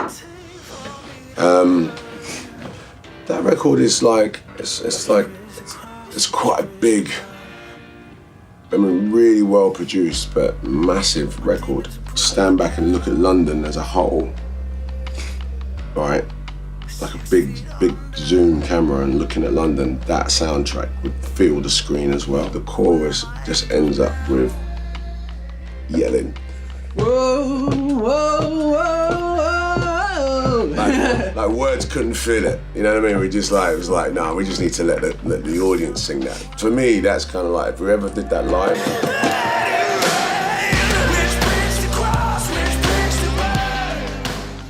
And they're, of course, a motif in the series. Southwark Bridge is like a big icon of the show. Yeah, Southwark Bridge, yeah. I think bridges are very potent symbols. They're very representational. It's a very base kind of image, but it can mean a lot of things. It's a very strong sort of image to use, I think.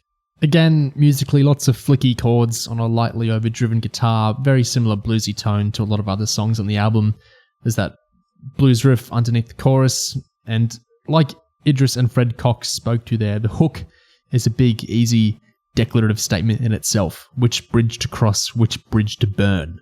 I like this sort of big, easy, strong metaphor and imagery type deal. It's cute how there were lots of literal bridges in the show because Neil Cross likes them and London is full of them, but there's also lots of metaphorical bridges too. So it's a nice, big, strong, memorable image to end the album on.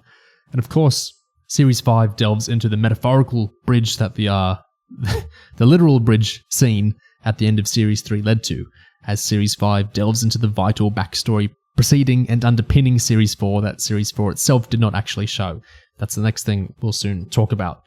I think a lot of the other lyrics in this song, they can be read kind of straightforwardly about Alice, but I think some of them speak to Luther's kind of natural immediacy and call to action, his inability to sit still or wait or abide procedure.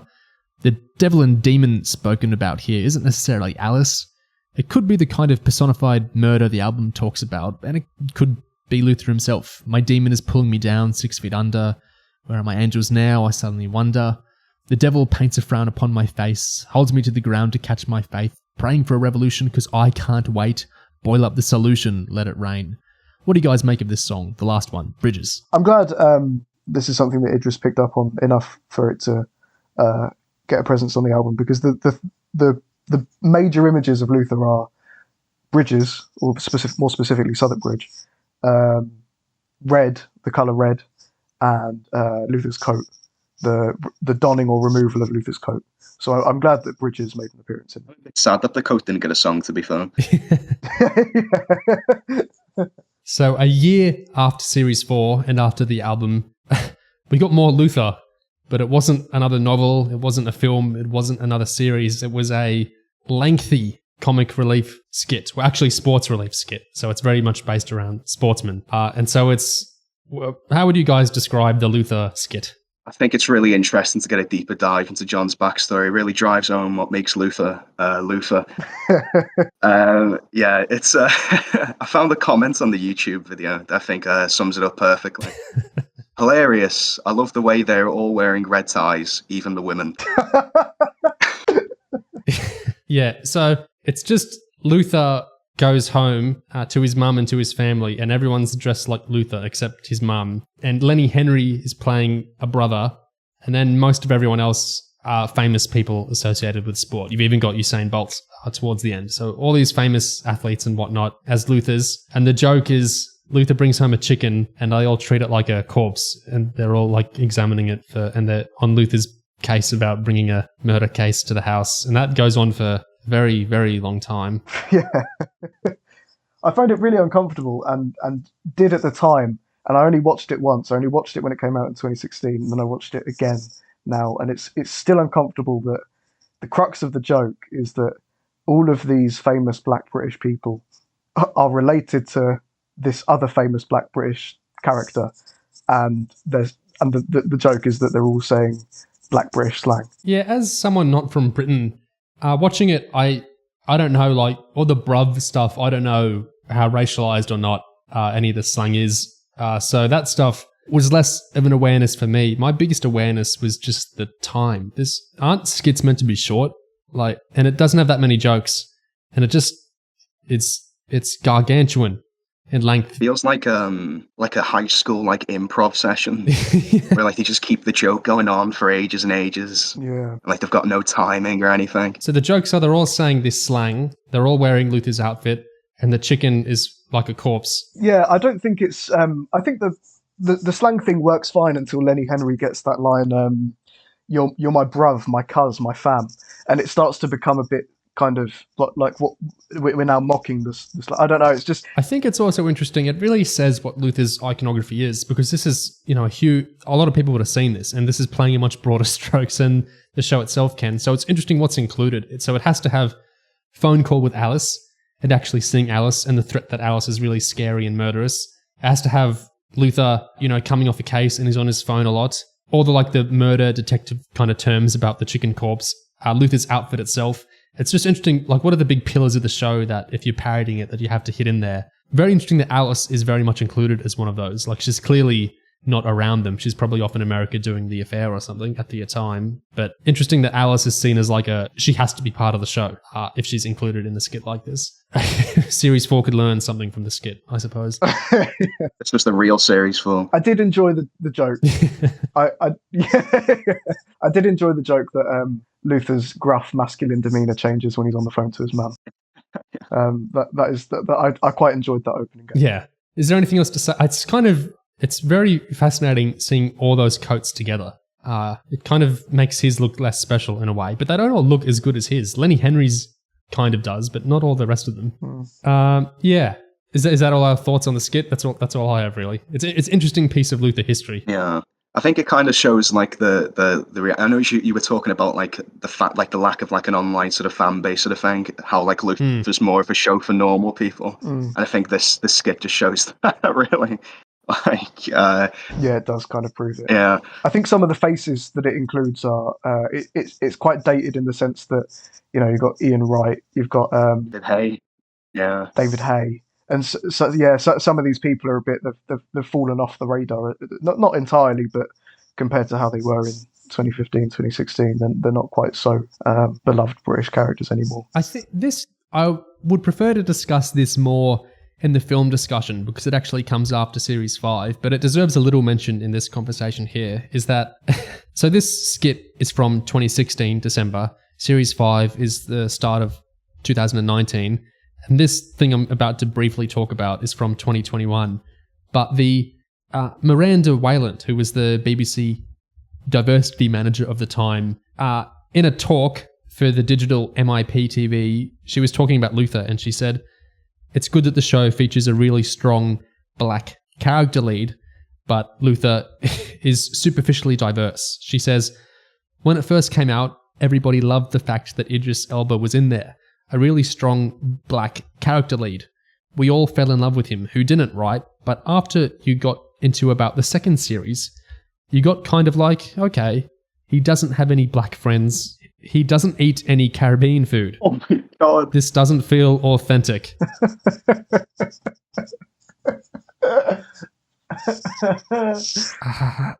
And that, yeah. So I guess this skit is just, I guess, kind of relevant in that it's all black. Well, they're not actors, it's all black athletes, some black actors in Lenny Henry and Idris himself. And it's kind of, you know, it's a black family. And it's even food focused. So it feels sort of pertinent there.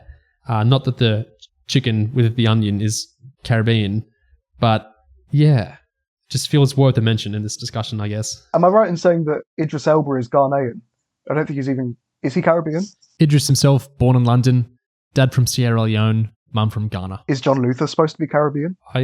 It's never said. I'm not sure how appropriate the Caribbean food would even be to this character, even if it was something, even if it was something that was at all relevant to so I don't know. Yeah, I'm not sure. When was that? 2021. I kind of do. I do. Yeah. Oh my God. I do in many ways see what she means, though. I have argued this point before that that the what do they call it? Blind casting. I think the blind casting that Luther does can sometimes get them into scrapes with what exactly you're saying about black women in particular. Erin Gray and Catherine Halliday I'm thinking of here. That one doesn't really. Yes. That's series 5. Yeah. That one doesn't really work very well for me, and I do think it's an accident, but I think it needed to be evaluated better. And I also think the other issue is the kind of Anglophone names. Everyone's got a white British sounding name, and I'm not sure that quite hits the mark either. So I think there are some things that Cross could do better with, especially having a black lead. But the Caribbean food that sounds hit or miss to me. It is worth clarifying this. It's not like a white lady who said that. Miranda Wayland is black. She doesn't work for the BBC anymore. Last I heard, she was off to Amazon now.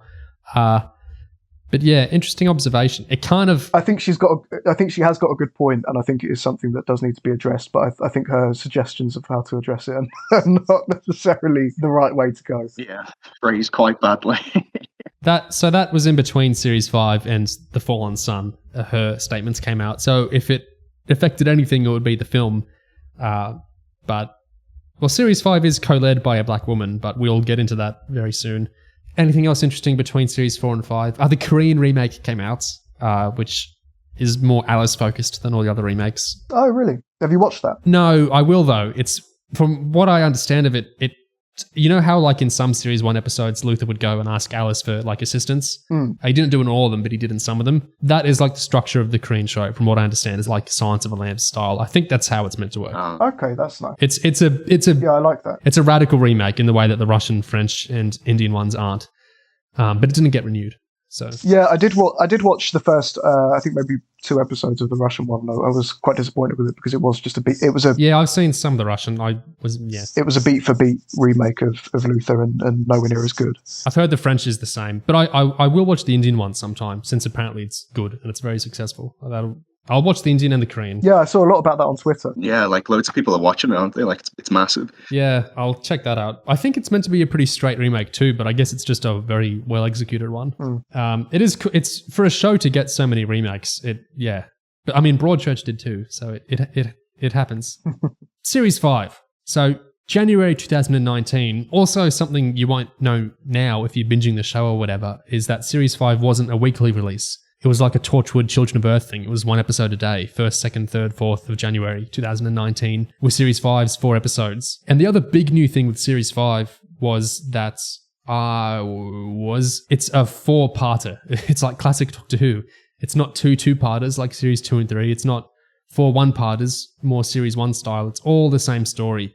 But before getting into Series 5 itself, its killers and its plots and DS Halliday and everything, I want to talk about Series 5's flashbacks, which are really important for Series 4 as well. And the flashbacks of Series 5, so we're talking Series 5 spoilers now, are Alice and Luther in the love hut and having an actual go of a relationship. And these are kind of interspersed. We see both Luther and Alice remember these times they had together in the Broadchurch love cabin. What do we think of this backstory that they actually had a go at a relationship together? This is what needed to happen in season 4, isn't it? This is what season 4 was alluding to, that unfortunately couldn't work because of obviously the lack of Ruth Wilson, but it was necessary to bolster up the ideas that season 4 was running with. So season 5 is this is kind of the point I was making earlier. Season 4 is like the proto season 5, and season 5 is like the polished version. Yeah, I agree. Where we have to walk a couple of things back a little bit to get to where we need to be. But this works really well for me. I think this is I think the John and Alice relationship proper is what needed to happen for both of these characters. I think it's the only natural progression beyond season 3. I think you have to see this in full swing. Making it explicit was necessary as well. Yeah. It's not since the Marwood 2-parter in Series 3 that I think we actually... so it's not since Series 3, that the characters were interrogated like this. It feels like the next stage in their development. I think part of why Series 5 is less appealing, and maybe even less good, in my eyes anyway, than the early series, is because it's kind of a bummer to go the next step of the Alice-Luther relationship. At the end of Series 3, it's very exciting that, it's so scandalous they're actually getting together. And then to actually go through with that story, I the people behind the show have the idea that it had, well, they made it up. They have the idea that the relationship couldn't last. And to actually see that is interesting again. So it's not like series 4 in that regard. But, Cross actually has a quote where he says, it's impossible to imagine Luther, the show, being the show that it is without the presence of Alice Morgan. And he says that in the series 5 press, but what was your last series then? Anyway, all this stuff is the stuff that, it's what makes series 5 feel like an actual next step of Luther to me. It's very real. There's that really big dialogue where it's very series 1-esque, where Alice is like, did you know the observable universe got bigger? Last time I saw you, we assumed there were about 200 billion galaxies. The revised estimate puts it at 2 trillion. I love this line. So what we believe to be absolutely everything was basically just a rounding error, closer to 0 than the true number, which is that's Neil Cross doing what he's good at, I think, is that sort of thing. Talking about... Yep. And then she's talking about, we fantasize about these things. You become enraptured with how meaningful it will all be. With each repetition, the fantasy becomes more perfect, and then inevitably it's disappointing. This is kind of tying into some of the John Luther character album ideas, like the Finish Line song about how the endings are never as satisfying as the build-up or the chase. And of course, they're in Alice's childhood home as she's talking about this. And so she's talking about how kill was less satisfying than it seemed. But of course, you can read subtextually, it's about the breakdown of the Alice, John. What is their ship name, I wonder? It's about the breakdown of their relationship as well. I guess that the build up to it was maybe better than the realization of it, because the realization of it was, well, it didn't work out, did it? They both kind of argue who ended it. They both say, is that why you left? No, John, you left first. And we get kind of that for a bit before we actually have the flashback of how the relationship ended. But it feels good for the show to actually be confronting this again. It feels like what I wanted to see after series 3. What do you think of all that university stuff and when they revisit Alice's parents' house? It's nice to see the dead dog again. The prop they're so proud of, yeah. No, it shows exactly what they're missing. It's amazing how much life just Alice brings into the show again. Yeah. Like it's such a great scene. I love that scene. I also think it's interesting how sex is brought back with Alice as well. Yeah. I'm sure we'll get on that in a bit. But yeah, I love that scene so much. Yeah, we see a lot of a resurgence of some of the season 1 concepts and dialogue, and it's a nice way to. It feels like a rounding off of this relationship, whether that is necessarily true or not, whether we don't see Alice again or not. It's a nice way to.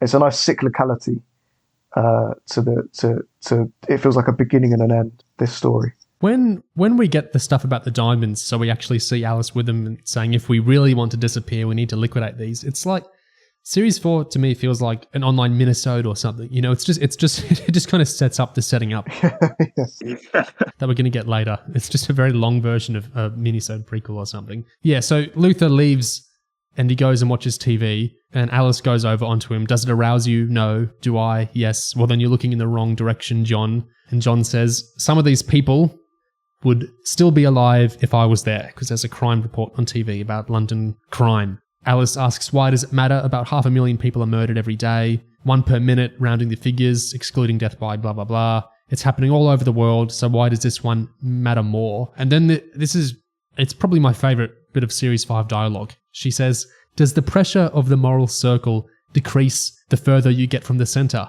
Because that's not really morality, is it? That's more a kind of sanctimonious provincialism. And Luther, he just hunkers down. Some of these people would still be alive if I was there. And Alice questions, don't you think this assumption of omnipotence is a touch narcissistic? It didn't really help Ripley, did it? I love this exchange because it's really digging into these two characters, and it's really following up the idea of them being in a relationship. And this is what I want the show to be. Yeah, it's what everybody wants the show to be. What do you think of the actual stuff they're saying? It's something that I really love about this scene is that you get 2 different versions of it, or not necessarily different versions, but you get it twice. You get it once from in John's flashback, and then you get it in Alice's. And Alice is a lot more open to ripping on Luther's moral conscience and what exactly is it doing. It's great. It's amazing dialogue. It's so great. This Cross is absolutely at his best when writing Alice. Yeah, I agree completely. And I agree with her. Like, it's what... Yeah, totally. Yeah. Like, it is a good thing that Luther saves people's lives, of course, but she is right that it's a kind of provincialism. Why is it... Yeah. Luther doesn't strike me as a huge nationalist or anything. Like, I don't believe he thinks people in London are especially better than other people or anything, or more worth protecting, but London is his zone. London is where he protects. He's like the dog, and that's his territory. It's where he has to protect people. That's who he is. He's Luther of London. But she's right that that's not exactly... Like, he argues it's just... He kind of argues it from a more moral standpoint, and it's not exactly. And that's tying more into these narcissist ideas of Luther that we explore. I think it's so... It reminds me of the Marwood two-parter in lots of great ways, that we're actually provoking John's character more. And it's a really good point. It's not a bad thing that he wants to protect the men and women of London and the children too, but it is not just a moral calling the way I think he tries to simply frame it as. It's not murder that calls to him. It is London. Yeah. Because I mean, what's stopping John from helping people not get murdered in Dorset or wherever he is, and what's to stop him from doing it in Sao Paulo? Yeah. Broadchurch. Broadchurch. Yeah, and what's to stop him from doing it in South America where they're about to go? There's no reason for John to stop doing what he does. There's no reason for him not to do private investigative work, for example, but he wants to be in London. He wants to save Londoners. There's a really specific "this is my city" framing to that, with him hovering over London, and that's what he wants. That's where he wants to be and what he wants to save, and the community that he needs to be a part of. Yeah, the endless Captain Jack shots of him looking over London. Yeah. His joy in walking back into the bullpen. It's his city. Yeah, he lives where he loves him. It reminds me of, at the end of that, the Dark Knight Rises movie, there's a very Series 4 Lutheresque nun dialogue. Batman comes back to try and save the city from the villainous Bane. And Bane asks Batman, did you come back to die with your city? And Batman kind of pauses, and then he says, no, I came to stop you. And it's just this kind of very shallow reasonings or flat dialogue like John is having with Alice there, just to kind of cover up a kind of, this is my place. I protect this area. And then, so that's how the relationship ends. Who leaves first then at the end of the day? John, of course. That's what happens. I think she takes his engagement with London as a kind of breaking up kind of thing. Yeah. And he takes her literally leaving as the breaking up kind of thing. Because Alice is quite sensitive when it comes to Luther. We see this loads in the finale of Series 5. She's very sensitive, and she kind of reacts quickly. I think if she thinks she's spurned, she tries to get the power very quickly and kind of act kind of a few steps ahead of the normal consequence of that. And so I think they've understandable different reasons. It's almost a very traditional breakup, isn't it? Yeah. That poor communication from differing values. But Alice doesn't leave, does she? She's off in Belgium collecting those diamonds for them to both leave together. So they don't really break up. There was never really a breakup. It was that they were actively working when Theo Bloom comes to tell John that she's dead. That's why he's so distraught by it, because he knows that what they were doing was planning to build a life together. That's what he tells Cornelius in season 4. She was collecting those diamonds in order for them to escape together. This is why I think Series 4 is a really warped relationship with dramatic irony, in that it spoils itself in we so quickly see the case of the missing phone is solved right away at the beginning of Series 4's first episode. We see the clairvoyant woman in Luther's love hut. So I think that punctures a lot of the mystery that then drives Series 4, because Luther looks like the idiot, because we actually know what happened there. Meanwhile, this backstory, which colours Series 4 interestingly, because of the whole diamond stuff happening, it's not in Series 4. It's something we get on rewatches. So I find that frustrating. Why does she think he left her then? I think he sort of checks out, mentally, doesn't he? Like, he can't turn off his head. He's always sort of distracted by the call of London and his purpose and the calling. The calling. So I think that's what she means. Sort of he's already sort of checked out. Like he's always going to have one eye on the TV screen. Yeah. And then he literally leaves the love hut as well. Yeah. Yeah. And then for him, well, she does disappear. And then she seemingly dies, which series 5, I am not satisfied with how it resolves that. There's a very short series 4-esque dialogue. Doesn't she say like she just paid off someone to say that she was dead? That's, yeah. He says, I saw the murder report. She says, oh, John, don't be insulting. There's not much you can't buy from a retiring officer with a crappy pension and a chip on his shoulder. All I wanted to do was die, disappear, and leave you in peace. So that's the great mystery. Megan... Very much don't think about it. The clairvoyant is nothing. Yeah, that was not satisfying. Just accept it. So she was getting the diamonds for them running away, but she says all I wanted to do was die, disappear, and leave you in peace. So what is the actual story here? Was she going to come back if the thing had gone right? I don't know. I don't know. It's I haven't. I think I must have headcanoned what was happening here. Yes. Because it's all quite unclear, isn't it? Yeah, because looking here, it's all a bit wishy-washy. Yeah, I don't know. I don't know. All I wanted to do was die, disappear, and leave you in peace. But she didn't want to get attacked. Like, that wasn't the plan. Yeah. That was out of her control. And then she had to run away. But then I guess engineering her death was that a saving herself thing to get away from the cops? But she must have already got away from the cops if she could go organize her death in the first place. We could have done with I suppose, she's left without the money, hasn't she? She's left empty-handed, so maybe she's just thought, if I can't go back to him empty-handed. I don't know, but this, we're now talking but we're now talking in headcanons, aren't we? We aren't talking about what Cross has specifically done. So I feel a bit stupid saying maybe Alice thought this, because Alice didn't think anything. She's a character. What should have happened is Neil Cross saying what happened. I feel like Series 5 should have had a few more flashbacks, carrying through this backstory, because we get the great stuff with why the relationship ended, in that the the value incompatibility, that Luther was so tied to London and she felt spurned by that. And then she goes and does the diamond stuff. If the diamond stuff had worked, would she have come back to the Love Hut and they'd try to run away together properly? The diamond stuff didn't work.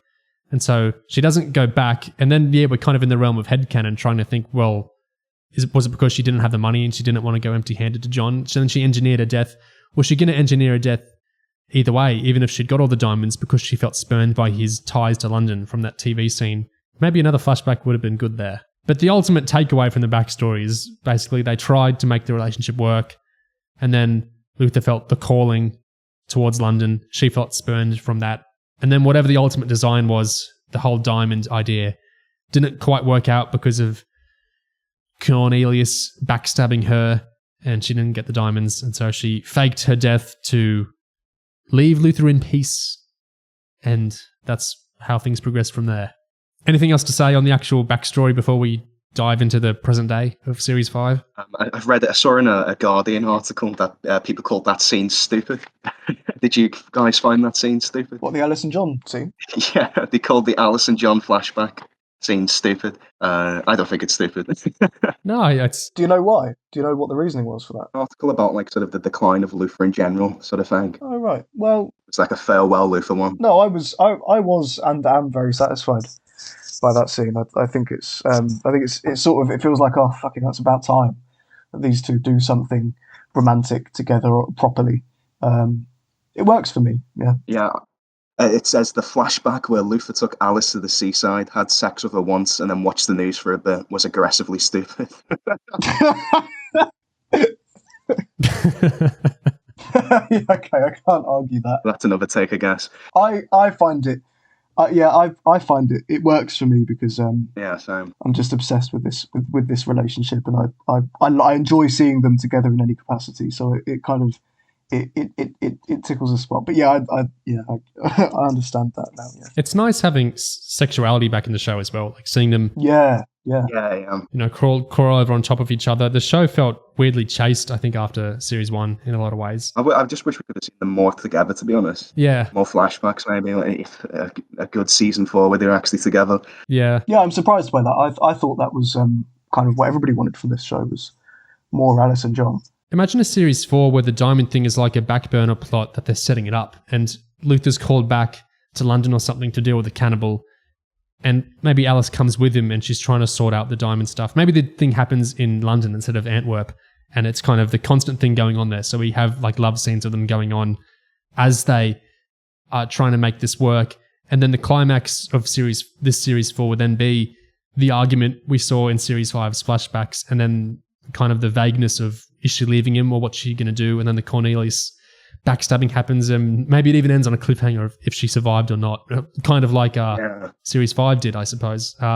That, I know I'm just headcaning in a way, but that sounds better to me than the series 4 we got, but it would have required Ruth Wilson. I think we needed a series of them together. Everyone would have wanted it.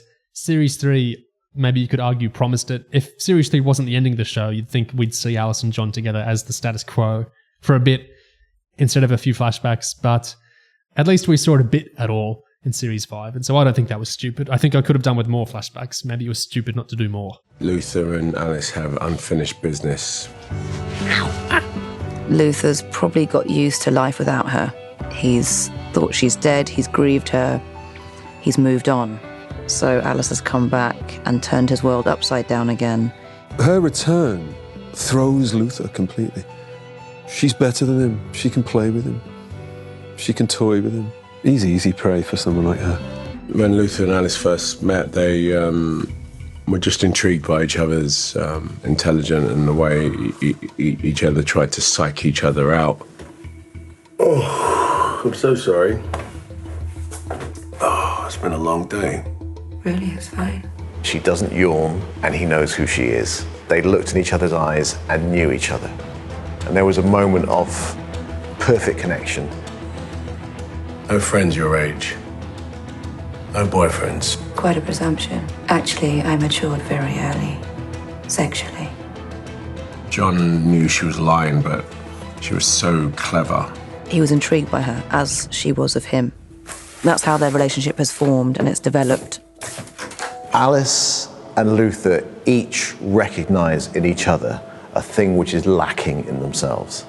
So together they make one kind of complete unit, one fully functional human being. Well, one of the things that we learn in season 5 via flashback is that they tried. Alice and Luther tried to be a couple, and they failed miserably.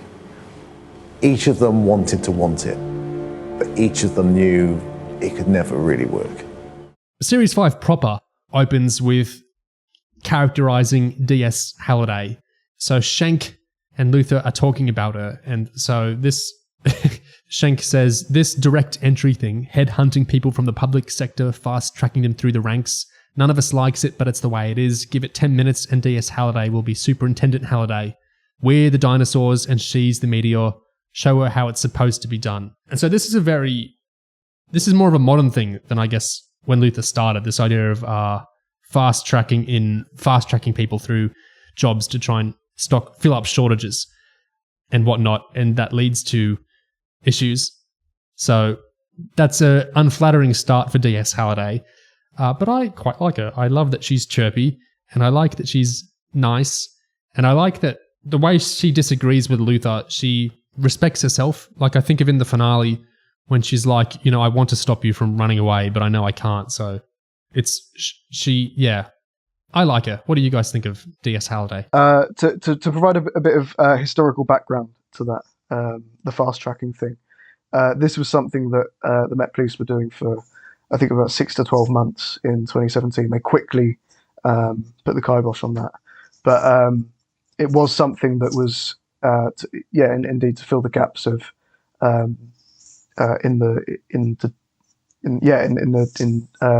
detectives, because there was a shortage. The idea that nobody likes a fast-tracked career. Nobody respects that. Yeah. Nobody wants you to be that. So everybody will be looking down on you no matter how you do your job. As, these people are people that have spent 10, 20, 30 years in the force working their way up the ranks, and they're looking at you and you've just snapped your fingers and you're in. So I completely understand and sympathise with the Catherine characterisation, and I completely understand with Schenk and Luther's disdain for that. But it's sort of a, what can you do? This is the government prerogative kind of thing, isn't it? Yeah. She reminds me of Series 3's Mary Day in that she's endearingly awkward and not really that insecure about it. I love that scene where she tells Luther to keep the pen, and it's just kind of this awkward thing of he doesn't really want the pen, and she's treating it like a whole thing. I think that was a good introduction to her character in episode 1 of Series 5 there. She's very endearing, I find. No, I like her as well. I like that she's actually competent too. She seems to be like taking on the case more than Luther does, really. Like she's pushing it forward more than he does. Yeah, exactly. This is where I think the reason she gets compared to Erin from series 2 and 3, I don't think it's just that they're both black women that Luther patronizes and is annoyed by a lot of the time. I think it's that Luther is often cast as like smarter than them, and they both fulfill these kind of detective roles. Like, Halliday is really more the Ripley in some ways, in that she's actually Luther's sidekick, or the Emma, in that she's Luther's sidekick. But she is a bit more of a moral quandary with him. It's not quite to Erin levels, but that she says no a couple of times to him and she dobs him into shank, except she doesn't try to hide it like Erin does, and she doesn't like frustratingly go and try to job on him too far like Erin did. But I can see the comparisons in some of the mechanics they have within the show. But the thing is, Halliday is competent. Like Virgil says, as Luther's off dealing with, Cornelius from the 50s and everything, she basically solves the case, or a lot of it anyway. So I think she's distinct from Erin in that way, because Erin often overplayed things or didn't understand things or was behind what was going on a bit. But Halliday did her job pretty well, I think, for a fast-tracked person. Halliday actually on rewatch is more likable in this season than John is. Yeah, definitely. Yeah. John is way out of his depth. John's always been able to, throughout the show, he's always been able to balance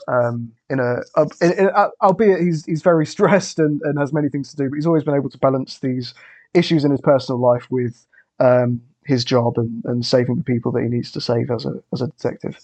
But in this season, he right from the get-go, he's not his head's not in it, and he's not capable of doing it. And it was always going to run itself into the ground. It was always going to end the way it did, because John has no grasp on both situations at once for the first time. This is everything falling apart. And Catherine, however, yeah, exactly. This is his world crumbling, and he can't keep a grip on either of the plots. But Catherine has a great grip on the detective work, and she's actually doing her job in a rather capable way, and leading with theories and presenting them to Schenk, and Schenk is giving her the time of day, which is really nice to see. Yeah. I have a lot of respect for this character and the formulation of this character, because it really lends credence to the concept of John finally failing.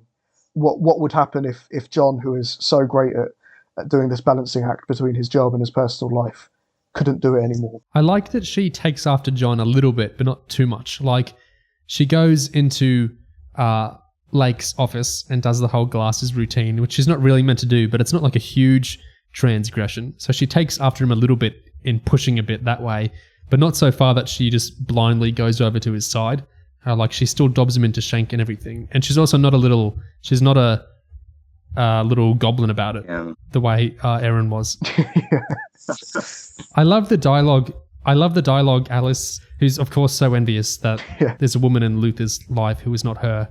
Alice has with John. Halliday, oh, that's interesting. The impersonal use of her surname. Are you trying to unsex her in my mind? And Luther's response, I just don't want you turning her face into a handbag.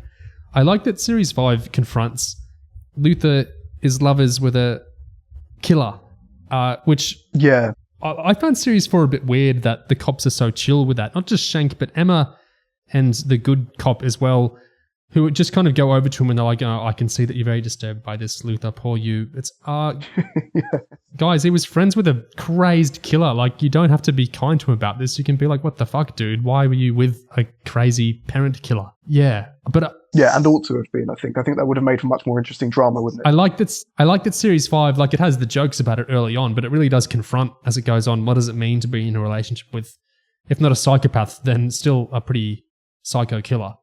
But yeah, Halliday, I liked. I think coming back to that line, is that supposed to unsex her in my mind? I really like Cross's relationship with Macbeth in this show. I like that. Yeah.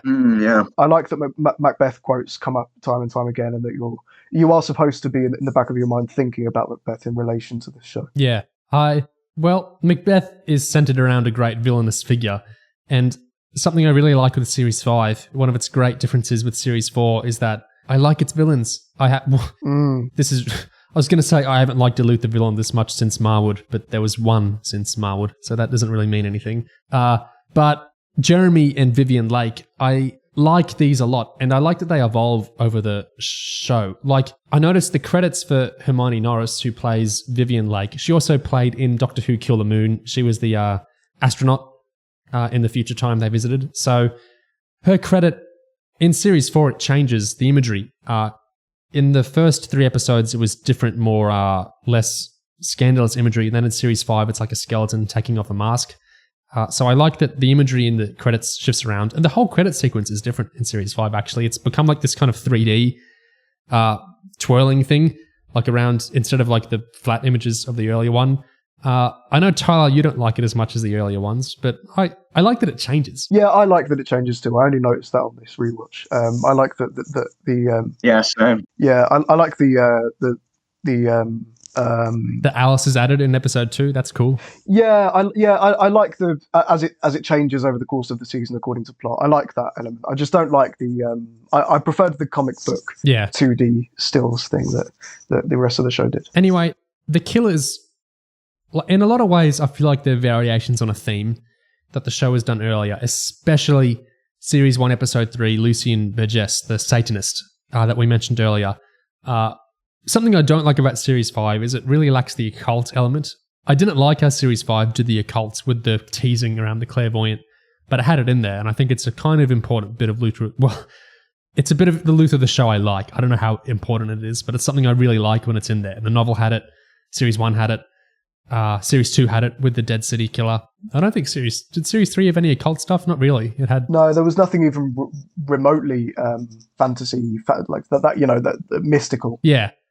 But there's nothing. There's the Red Dragon, the Thomas Harris, like Hannibal, Red Dragon stuff with Jeremy Lake, because we have the imagery projected onto him from the projector, and we later see his scrapbooks and everything, the imagery from there. That's not a cult, but it's still kind of striking. But I really like these two characters, not just because they're variations on earlier characters I liked, but they are such assholes, and I really like that.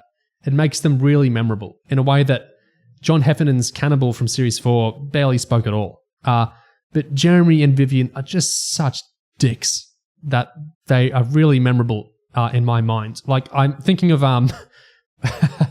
in one of the interrogation sequences, Catherine is like, I could tell you exactly what he did to her before he slit the bus driver's throat and ran away, but I don't want to hear myself saying those things. Do you understand that? I don't want to hear myself saying the things that your patient did in there. And Vivian's response, well, look, I'm happy to suggest a good therapist, if that's any help.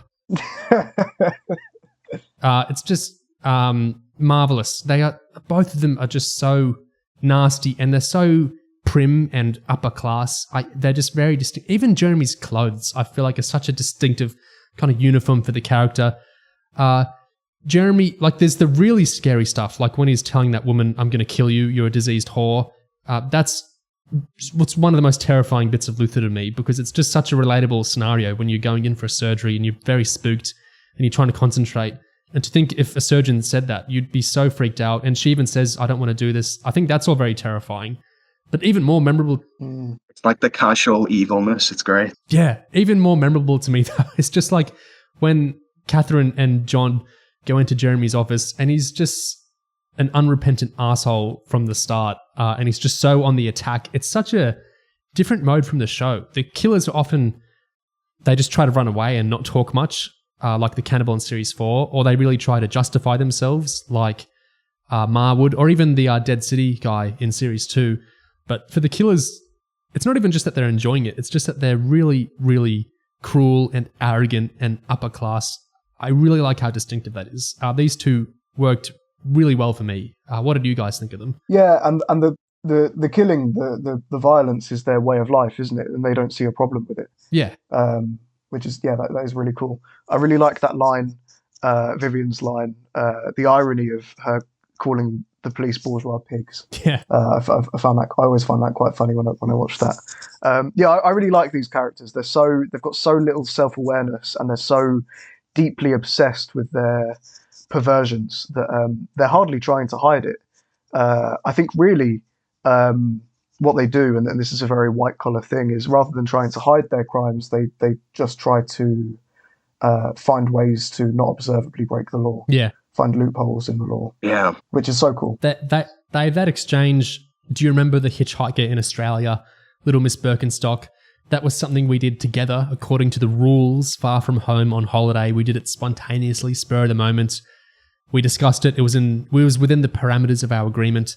So they're just this hideous, it's like they're very proper and everything. And I have these little rules of engagement for Jeremy's like the killer who likes to do the killing, and she will tolerate it and enjoy it perhaps within certain confines, but is mostly like cleaning up after him and whatnot, which is all really enjoyable and interesting. And also, they're a big John and Alice parallel, of course. There's an enabled... Yeah, I was just about to say that. Yeah, there's an enabled killer, and there's a kind of long-suffering but kind of approves at times and cleans up after them at times counterpart. They have a pet killer, a pet psychopath.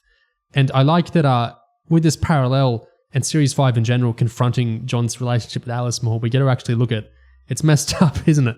That John is lovers with a killer, because we get to see what that relationship is like with Vivian and Jeremy. I think that parallel is interesting. What do you think of that, Tyler? I love that John doesn't quite understand what Vivian is. John thinks, right up to the point that she's arrested, that Vivian kind of resents Jeremy for what he does and that she cleans up after him, but she doesn't really enjoy it, because that's what John is to Alice. So he sees it through... Yeah, he projects. Yeah. Yeah, exactly. He sees it through his own lens of his relationship with Alice. But the truth of it, obviously, is that Vivian and Jeremy both enjoy what they do, and they work together on this. And sure, maybe Jeremy is the more depraved of the two, but they are both quite upfront and honest about their evil and their criminality.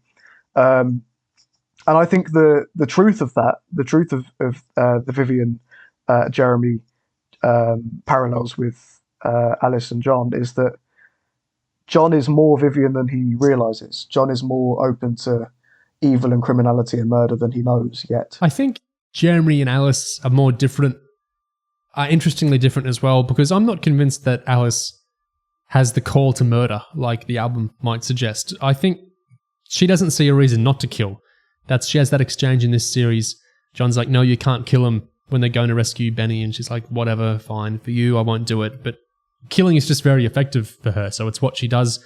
I don't think she has this addiction to it like Jeremy does. No, I disagree with that. Yeah. Oh. You don't think so? What do you think? No, I completely disagree with that. And I think you will see I think you will agree with me, actually, when I mention this.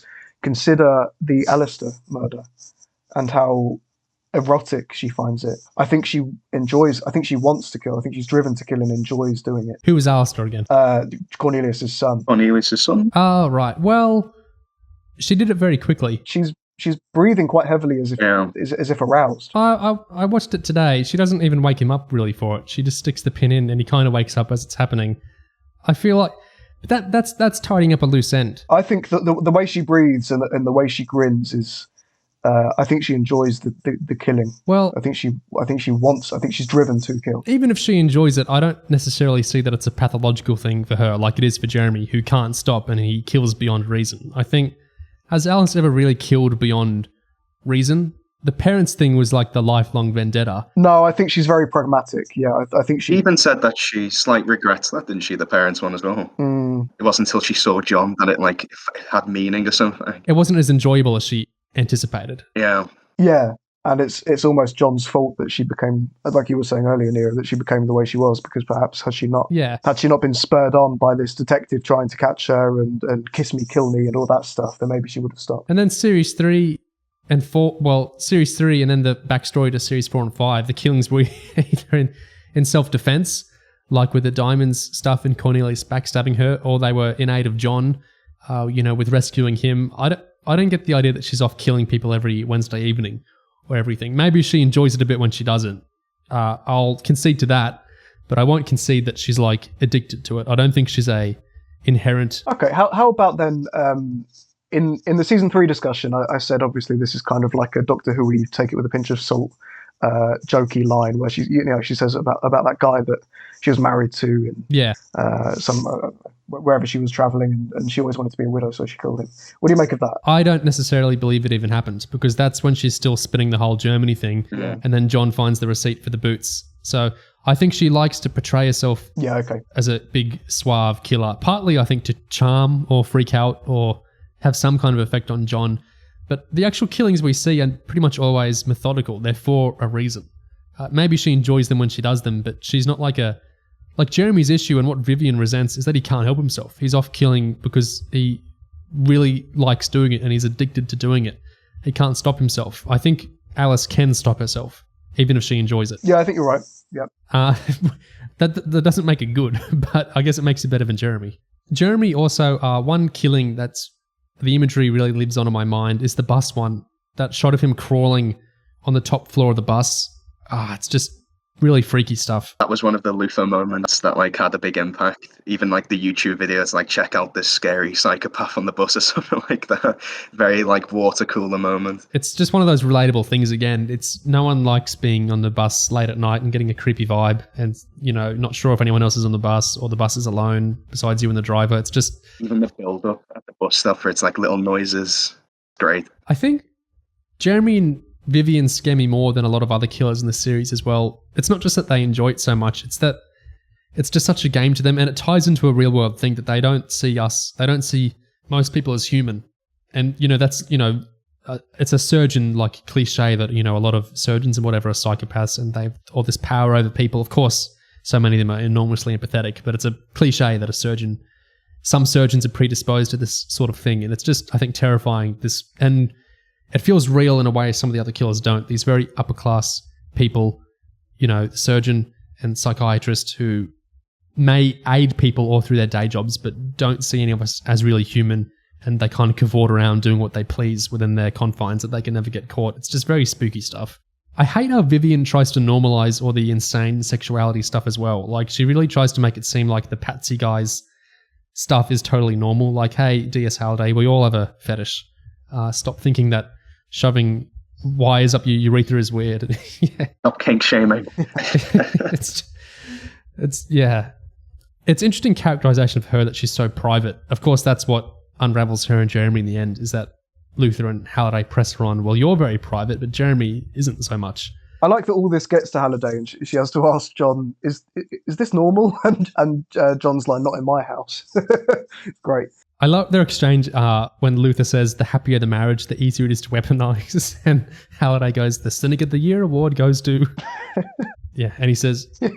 So many good one-liners in this season as well. Yeah, the dialogue is much better than Series 4's. What do you make of John and Alice's first meeting since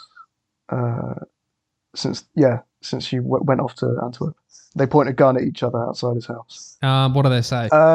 Alice says... Oh, yes. I was hoping for somewhere to stay and maybe a cup of tea and a chocolate biscuit, and she points the gun at him. Yes. And John basically tells her to fuck off and points the gun back, and she faints. It's the fast setup of the ending of episode 1 where everyone and their dog is off to Luther's house. We have Cornelius and the goons are off there. Yeah, I love that.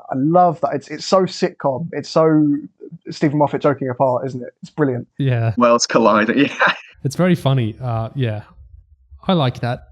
It's like post-breakup meeting, isn't it? He's sick of her because he's gotten over her. He's grieved her. Yeah. And then she's back in. He's annoyed like we're annoyed. At Neil Cross, you're just teasing us back and forth, and it's not funny that if Alice is around or not. Luther's feeling the exact same thing. Yeah, I like that. I like that reading. Yeah. So I relate to his tired attitude there. I really like the way Ruth Wilson plays that scene where he's getting the shotgun bullets out of her, picking them out of her body, and she's going, ow, like a little kid. Yeah. It's a relatable setup as well, yeah. And are we there yet? I love her childishness this season. It's so quirky. Annoying child, yeah. Yeah. They have such the energy of a couple where one of them doesn't see it that they've broken up, and the other really actually has mostly moved on. Yeah. Mm-hmm. Which is again, it's just relatable old Luther. Yeah, I think what Alice sees is they're just playing, because that's kind of how they've always been. They've always been playing back and forth with will we, won't we, and she sees it as it's business as usual. But yeah, to John, it really is we won't, and she doesn't see it yet. And when she does see it, obviously it's catastrophic for him. I want to get more into the series 4 stuff with them in the episode 4 stuff with them in a second, but there's still some Jeremy and Vivian dialogues in my mind. When Jeremy's talking of her work, this is the scene where Halliday and Luther confront him, and he's a huge arsehole in his office, and he says, "They're like battery hens shitting out identical neuroses, each of them feeling different in exactly the same way." I love that, because isn't that such a what you'd hope your psychiatrist or their partner doesn't think of you? It's such a enormously dehumanizing perspective he has on people. And then his line about the patsy sexually amusing himself, the masturbating oddball who got his jollies by jamming pins into his testicles and threading rusty wire down his urethra. And then Halliday and Luther have that exchange outside. Do people really do that? And his exit line, "If your hope in coming here was to deploy vapid innuendo and state-sponsored slut-shaming in an attempt to arouse my jealousy and have me implicate my wife in some imaginary wrongdoing, then I'm afraid you've had rather a wasted journey." It's just so cool to have these killers that are they're not, obviously he's saying I didn't do it, but he's also, they have no intention to submit to the police. They really do feel like they're on top of the world. Yeah, I like playing the game. Yeah. The surgery, when Jeremy's getting aroused doing the surgery on the poor woman who he's terrified, and Vivian's sitting there watching him and they have the eyes locking it. Yeah, it's just they think they're above everyone else, and it's just so horrifying the power they have over people. It's memorable stuff in a way, the less exciting killers of the show don't have. The benefit of the 4 episodes, in contrast with series 4, is you get to develop these killers so much more. Yeah, I really like these two. I think they're among Cross's best villain work. Building off psychiatry, like what Vivian does, we touched on this earlier. The idea of whether Alice is a psychopath or a malignant narcissist. I think the argument there is interesting. So, malignant narcissism is more the idea of that there could be other people that they let into who they humanize. So they can have loyalty and good relations with some people. They might have antisocial behavior to lots of people, but not to everyone. They are capable of connecting, with some. And she obviously is that with John. And it's not just that she relates to John and they have a connection of intelligence and whatnot. She does respect him. I think it's really interesting when John is no killing when they're rescuing Benny. And she says, okay. And she submits to that. Okay, I know it's important to you. Isn't that a healthy relationship? That I don't necessarily understand you, but I will respect you enough to try and go through with what you're saying. And the exchange they have about the whole Cornelius is asking for Alice. You actually considered doing it, didn't you? Yeah. Giving me to him? Yeah. But you couldn't go through with it? No. Why not? Why not? Then say it. And he just sighs and he doesn't say it. They never say, I love you. It's so sad. No, they don't. They've never said it. And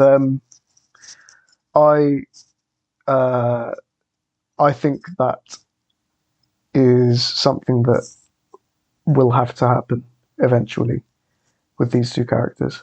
I do believe that Alice will return to the franchise in some form, and I do believe that that's something that has to occur. Yeah, he has to, definitely. Just for the progression of these two characters. I mean, I've said many times. I've said, I think in every discussion, that I think the progression of John Luther is that he kills, and I think the progression of the Luther-Alice relationship is that they kill together and that they admit that they love each other. I think that's just what has to happen. My issue is I feel like Series 4 really poisoned the well with a lot of stuff, because now that they've Series 5 ends and it's oh no, is she dead? Yes, she died yes, she fell in a way very similar to Henry Madsen in Series 1. That's the whole idea of the circularity there. Series 1 started the way Series 5 ends. And of course, Madsen didn't actually die. He was in a coma for a while. And then Alice, of all people, is the one who killed him. So, and, we'll get into comments that Cross and whatnot have said later. So it's obviously completely beyond possible that she's alive and they do more with her one day. But I feel like it pains me that Series 4 did the she's dead, guys. And then Series 5 ends with, well, is she dead, guys? She could be dead.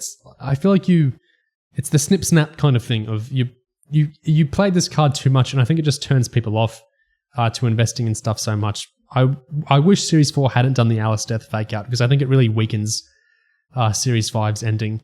And doing more with their relationship, I want more of it, but if you keep like playing on and off and back and forth like this, I feel like it starts feeling soapy in a bad way. Yeah. Because it's like you're devaluing it if they can so easily argue and switch off and get back together and fight again. Series 5 feels very conclusive to the relationship in some ways. And so I think there's more places you can go with it, and that she isn't necessarily dead, of course, and everything. But I just worry for the show feeling silly in a bad way if it keeps snip-snapping with the two of them in future. This is another reason that, and that's why I use the word progression. The progression of this relationship, the way that you move forward with it is John working with Alice to do not what... I think what we usually have in this relationship is Alice working with John to do what John needs. But I think what we need is John and Alice working together and John doing what Alice does, which is murder. I think what we need to see is for something fresh and actually interesting and good drama with this relationship is Alice spurring John on to kill. And I think anything other than that really is it would be a return to form, which, like you say, it feels soapy. It feels kind of like a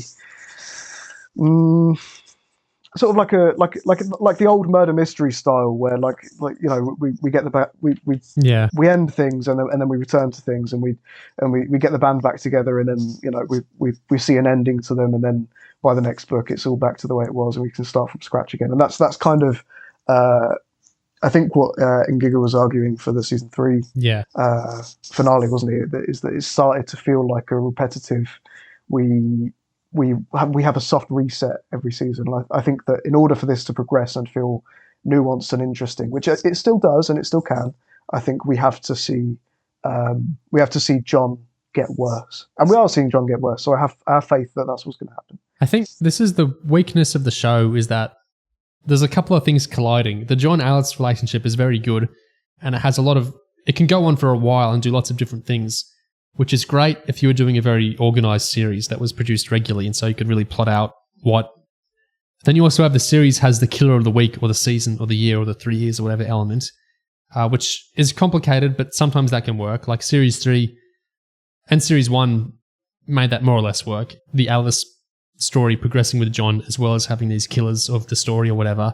And then you've got the show is produced very sporadically based on a lot of things. Neil Cross is busy. Ruth Wilson is busy. Idris Elba is busy. Sometimes the show gets made anyway. And sometimes the show is in forms that don't really lend itself to progressing things, like a prequel novel or a film, which I get the impression is meant to be sort of approachable or standalone-ish. It's like the Luther-Alice relationship has lots of ways it can progress, but it's kind of fighting these other things, that there's a kind of killer of the week thing going on as well. And also the show is so sporadically done that all these kind of competing interests are happening, which I think it's great when you get something like Series 5 or Series 1, which get to do lots with the Alice and John relationship, but the show is very spotty in how it's done over the years. And so there's points where it's like, I don't know if this is the end or the beginning of like the John and Alice relationship. And I think it's that kind of Series 4 faint element of what's actually going on here, which can get frustrating. I quite also relevant to something you said, Tyler, earlier, is from one of the extras. Alice has been quite useful to Luther, really. I mean, she's done things that he can't do. She's managed to off Ian Reid, who really needed to be offed at that particular stage at the end of Series 1. She's been a quite literal get out of jail free card. She's killed on his behalf, or she's killed to help him, and she's saved him on a number of occasions. You've committed murder. All I did was finish the job you started. She can do things he can't do, he's not allowed to do. Now she comes back in season 5 and she's asking him for help for the first time. And he's got to pay her back for all those times she's helped him. Yeah, and maybe that's partly why John fails so enormously. Yeah.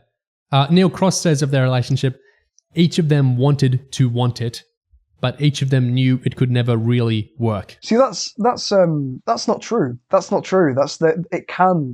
You can write a version of John and Alice that works, and the truth is that you should.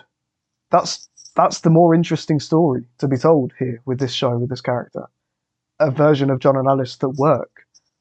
And the only version of John and Alice that work is John submitting to his darker calling. Sorry, maybe this is too much for me to ask of Cross. Maybe this is not necessarily what he wants to do and where he envisions the show going. But I just think the best drama to be reaped from this show is John and Alice.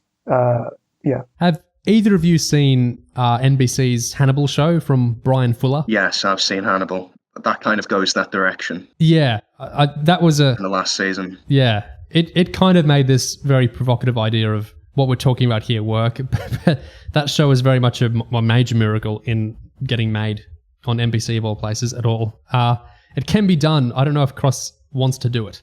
A producer that only did Series 5, Derek Ritchie, said that this season is a messed up love story between two people who really shouldn't have anything to do with each other. Cross says of the backstory flashbacks that them trying to be a couple failed miserably. She is in love with a man that she can't be in love with. She can't bear it. She absolutely can't bear it. There's definitely sort of like a play for the two of them to want to, sort of come to some sort of conclusion. What it's worth, I am sorry. No, you're not.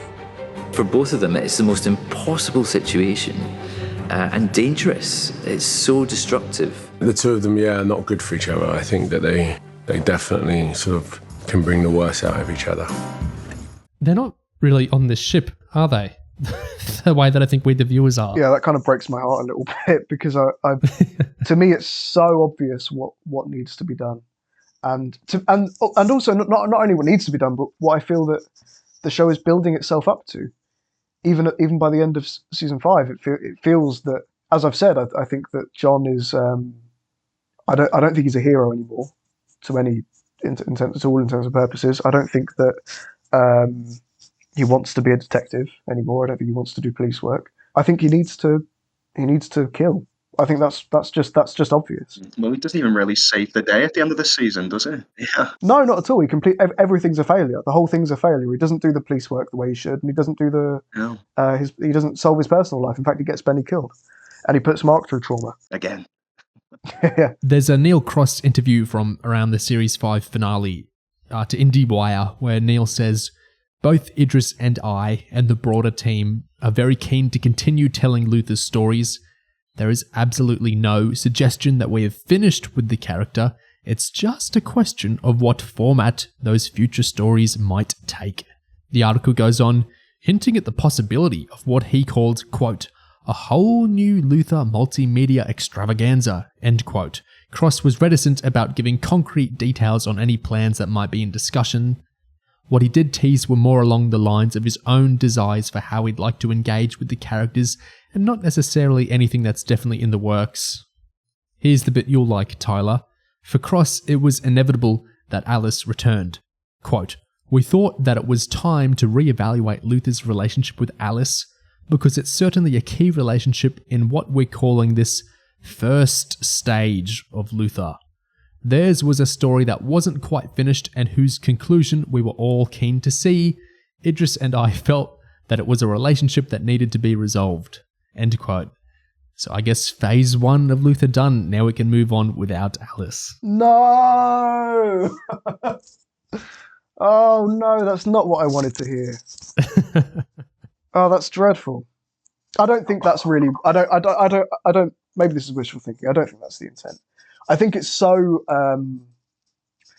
It's just so clear what needs to be done with those two characters, and the fact that Alice isn't really dead. That I do have faith in Neil Cross. I do. Maybe I'm fooling myself a little bit, but I do. I think it depends on which direction the film goes, doesn't it? Is Ruth Wilson even in the film? Is that like being confirmed? It's unconfirmed. No word. My no word impression is the film's going to be like, I know Schenker's in it, but I think it's mostly going to be just its own thing. It's a movie, and it might shuttle people back into the show. There's this idea we haven't touched on in any of our earlier Luther discussions, but it's all about Alice. I've got 3 sources kind of about it here. So one is from 2012, which is way back, so in between series 2 and 3. And it's a Variety article saying exclusive, Luther creator eyes Alice spinoff. And so Neil Cross said he has spoken to the BBC about creating a mini-series that would centre on Alice.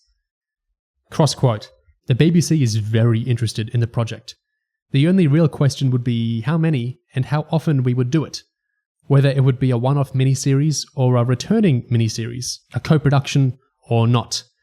The Alice project," this is just the article now, "the Alice project would come in addition to a proposed Luther," drumroll, "movie that would follow the miniseries' third and final set of episodes. Cross, the truth is I absolutely adore Alice. I don't like to imagine my life without Alice in some way or other. Even if I didn't sell this thing, I would still end up writing the miniseries, the Alice miniseries. It's something peculiar, but she's far more clever than me, far more witty than me, far more everything than me. I've got storylines going around in my head like trains." The subject originally came up in a discussion that Cross had with a Variety freelancer on how Cross moved forward without Ruth Wilson, whose time on the second season of Luther was limited because of scheduling, because she's busy with movies. Cross said today that he hasn't had extensive conversations with Ruth Wilson about the idea, though he hoped to soon. Cross said he envisioned setting the Alice spin-off in the United States of America, calling it Alice's Natural Habitat. "We're kind of thinking very loosely of a mix between The Talented Mr. Ripley and The Last Seduction. I'd love to move between the London of Luther and America. Idris Elba would not be part of the Alice project, at least initially." Cross said, "The great thing is they can survive independently of each other. Each of those actors is so kind of secretly magnetic. He's able to pull that intense relationship out of many, many actors he's worked with, and I think Ruth as Alice would be able to do the same. I think the first Alice miniseries would probably be a Luther-free zone, because their stories have diverged to a large extent, but there would be nothing to suggest that they couldn't come together again, either by this vehicle or a Luther movie." And then Cross is just vaguely talking about the movie, as he has forever. "We've got lots of movie interest. Idris and I are very careful about what kind of movie we'll choose to do. Blah, blah, blah." Yeah, so that was a long time ago, 2012. More than, a decade ago. Had you guys heard that before? Rumblings of it, but I don't really know how it could work, to be honest. I don't know, maybe Netflix is going to need something to go up against the Whoniverse anyway, isn't it? Maybe the Lutherverse. Alice Miracle Day could take the world by storm. I don't know. I think this is workable. I think this is something that can be done, and it's not even. It's something that it's kind of a nest egg that Cross sits on here, and it could continue to be that way in the sense that he could sort of do what RTD did with Torchwood and allow it to be produced and show run by another person, and maybe chip in here and there, but. I think this is something that it's not the direction that I want to see the character go in. I want to see John Luther, but I wouldn't be against this.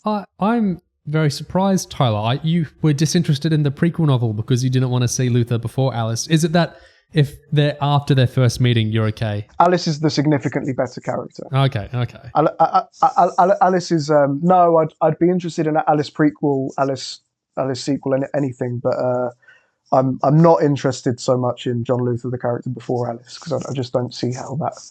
I don't see how he can be anything but a good cop, basically, and I just have no deep interest in seeing that. It would be to see more of Ruth Wilson, to be fair. I mean, she's free now that his Dark Materials is over, isn't she? So yeah, open schedule maybe. I find it pretty funny that Cross admits that Alice is too good of a character that he created to write. Better than him. Yeah, is so much better than him. She's too hard to write.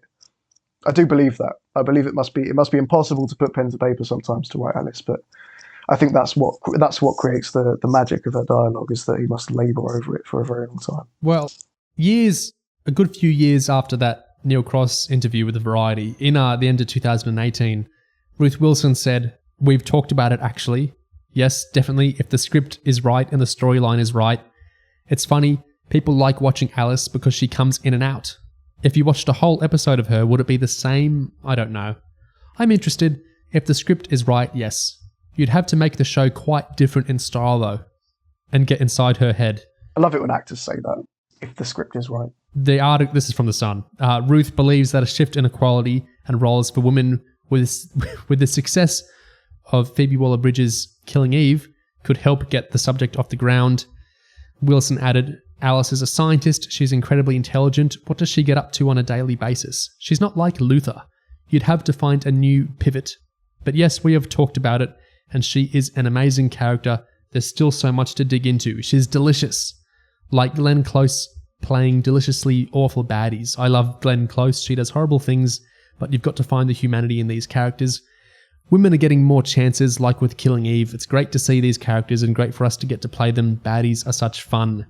And then the year after that, so January 2019, was Series 5. This article is from June 2019, talking about the Alice spin-off again, and Luther in general. Cross said, both Idris and I and the broader team are very keen to continue telling Luther's stories. There is absolutely no suggestion that we have finished with Luther. It's just a question of what format those future stories might take.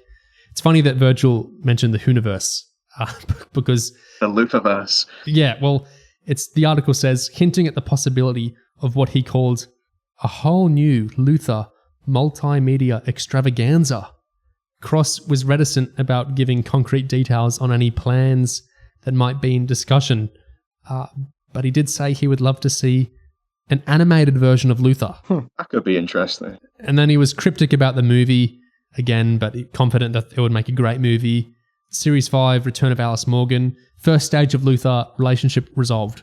What do you think of that? Is this Cross saying that they see seasons 1 to 5 as the first stage? That's my impression, especially when it's talking about this franchise Luther idea. Phase 1. Right, so I think, you can see The Fallen Sun as the entry to Phase 2, interestingly.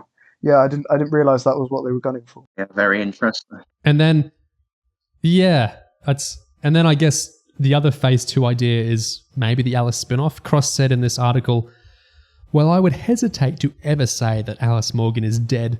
The Luther universe could probably never exist without her. Cross said they've discussed a standalone Alice Morgan series a lot. Cross, it's so fucking difficult being flirtatious with this stuff and not being definitive. But as we look at continuing the Luther universe, we're certainly talking about the futures of all the characters, is all I can say. One of the curses of my life is that I wake up every morning with Luther on my mind. I'm always thinking of where we could take things because there will always be new places for these characters to go, and that's exciting. Yeah, it goes to how I said the show is such a weird telos with the sporadic kind of nature of the seasons and the odd little offshoots like the novel and the album and now the film and all the remakes, and then to retrofit everything as Phase 1. It's all very curious what he's saying here. Yeah, it'll be interesting to see if it works though. To like be all in. It kind of feels premature to me you've been making this show since 2010 and now we're saying, well, that was Phase 1, the first 9 years.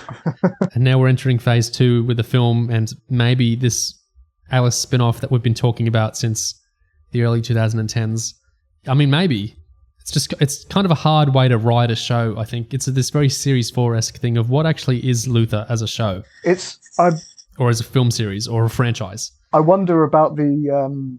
I think that Luther in any form will be relatively successful. I'm not concerned about whether the movie's going to fail or anything like that. So I'm not concerned about that. But what I am a bit concerned about is that... Oh, of course. Yeah. They're talking about Luther as if it's like, made by a big studio with contracts and, like it's a huge franchise. But that's not what this is. This is that if anything collapses, it's a bit of a house of cards, really, isn't it? If any of them fall, then that's kind of it. So there's no, and we saw that with like season 4. This is not, Luther's not like hard and fast a production that can come back and come back and come back and never falter. So that's just the nature of, that's just how it is. Even if this next film is really successful, it's entirely possible that there'll never be another one, just because production issues. So I think it sounds like Cross isn't hedging his bets very well to me. It's just weird. Like Ruth Wilson says, of course, she loves playing Alice and will always love playing her. And Idris has always said he'll come back forever to be Luther. He loves being Luther. But the show itself is... Yeah, I don't doubt that, yeah. It's not really the kind of show that I feel like lends itself to this constant coming back, because it's like such a dramatic, conclusive thing, what is going on between Luther and Alice. And I guess that's the phase one idea of, well, we've terminated the Luther-Alice relationship. But that is the show. So phase one was the show. And then phase two is we separate the characters. That feels, yeah. Yeah, it's for that reason I kind of don't buy that idea that they've closed off the Alice-John relationship. I don't think that's true. I don't think that can be true. I think they'll be very foolish. But then again, I feel like continually doing the Luther-Alice relationship isn't the best idea either, because I feel like it's snip, snap, snip, snap. It gets a bit tiresome and soapy. If you'd written them being together for longer, it would have been fine. But they basically split up. And so if we bring them back together again, it will feel kind of cheap to me, even if it's enjoyable. So it's a very weird franchise in that way. Yeah. I know Cross talks a lot about how the novel has been like outphased by television, but this was the benefit novels had, that they were all kind of one thing. And so they could avoid the kind of production calamities and weirdness of sporadic production over years to try and be more discreet and coherent with this sort of thing. Yeah. Even the novel, Luther was supposed to be a novel series as well, wasn't it? And that fell apart too. It's like, where's the burning? Yeah, it's been years since we were meant to get Luther the Burning. Yeah, exactly. So it's like all these plans, they can say like, oh, they're all in place, but they're never concrete because it could all fall apart at like a moment's notice. That's we were meant to get a trilogy of books, and The Calling was good. It's a very disturbing novel. Yeah. But it is alone as well. It didn't even get its film adaptation. And like Cross himself says, it's impossible to imagine Luther the show without the presence of Alice Morgan. But he does say it's impossible to imagine Luther the show being the show that it is without the presence of Alice Morgan. He's very, he's frank a lot of the time, but he also does all these little, I'm going to be avoidant now things with how he talks. Yeah. It shouldn't be this complicated. We have two great actors with two great characters, and we have Neil Cross is good at what he does, and yet, yeah. I sort of wonder whether his vision of the show has distorted what the show really is, and he wants to do bigger and maybe Idris too, and they want to do bigger, grander things. But I don't know. I mean, we're disparaging it, but it could work. In the next 5 years, we could be looking back on this conversation and thinking, actually, they did it pretty successfully well, and there's now 3 films out. Yeah, the film is the test to see how the film does. It's their test to see, can this phase 2 Luther idea work, or is phase 1 basically it, and the film will be like a coda or something that didn't work? Or, I mean, we're going to be alive for decades more, and so are Cross and Elba, hopefully, and Ruth Wilson, hopefully. Like, this might be the state of it as far as we go, is that every couple of years there'll be a new Luther thing, and it might interface weirdly with the old thing, and there'll never really be a straight tellus to the show, but there'll always be more long-suffering Luther, and now and again there might be crazy Alice. And so maybe I'm not super happy with that paradigm, because I think that cheapens a really strong set of characters, but hey, that's how it's been for a while, so we'll see how we go. All that said, should we get onto Series 5's ending, which we haven't actually really gone into that much? Yeah, because, like you say, all that said, for all of the disparaging that we've all done, he has a really great handle on what these characters are and what makes them tick and how they should interact with each other and get back together and break up and all of those things.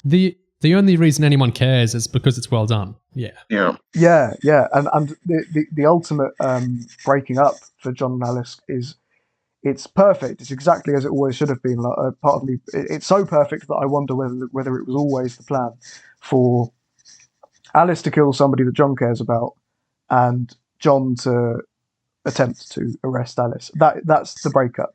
The breakup is John pulls rank over Alice. Alice does a murder. It's so wonderfully executed and exhilarating to watch that you just think, yes, this makes so much sense. This is how it was always supposed to end. Yeah, those last 10 minutes are like amazing. I always sit up and I'm like, oh my god. Yeah. The drive of the ending of Series 5 is that Luther lies to Alice, that George Cornelius our penguin guy, is dead. Why did he lie about that? Because he was never really going to... He was, like you've said, he is done. He has moved on from Alice, and he wants her out. He wants her gone. So he wants to wrap up the Cornelius problem, and then, it seems, ship Alice on her way. And I think she realises that by episode 4. She could so easily find out that George is still kicking. I don't know if there was a greater game at play or I'm just annoyed by the writing there, but it's not hard for her to find. Or did Luther have a greater design and think that Alice will go kill George and feel spurned by Luther and then leave?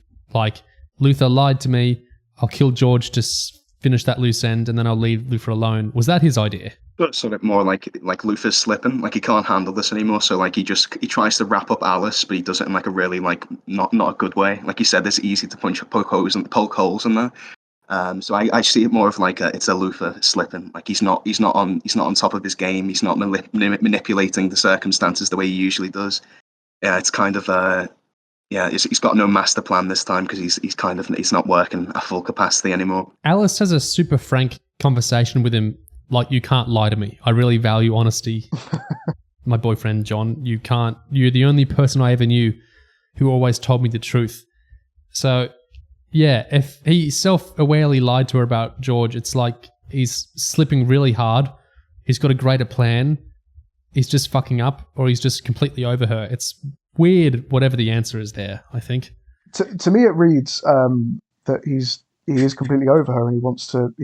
He's That's sad. He's trying to tie up all these loose ends and he feels like he's won. Yeah. I think by the time that he's done with Cornelius, in his mind, he's thinking, right, well, this is it and now all I need to do is get rid of Alice.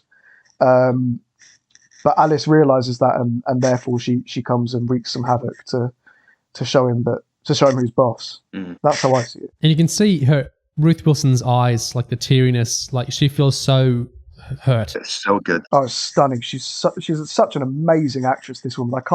I cannot express enough how perfect she is in this role and how incredible, thrilling it is to watch. She's so electrifying in every scene, but especially in episode 4 of season 5. And then she kind of taunts him with their love, she taunts him with "think of the tales I could tell." John is complaining, "Hey, you killed Halliday. That's cruel. She did nothing to you." And there's the argument, neither did my parents or Henry Madsen or Ian Reid. You never seemed to really care, did you? And so Series 5 is confronting the love with a killer kind of stuff there. And he won't arrest her. Initially, he'll let her go. She's saying, then there's great stuff pulling Zoe into it. I can't believe it took me so long to see that Zoe was right about you. You don't care about anyone, John. Not unless they can feed your compulsions. Friends, enemies, it's all the same to you. It doesn't matter. Even Zoe...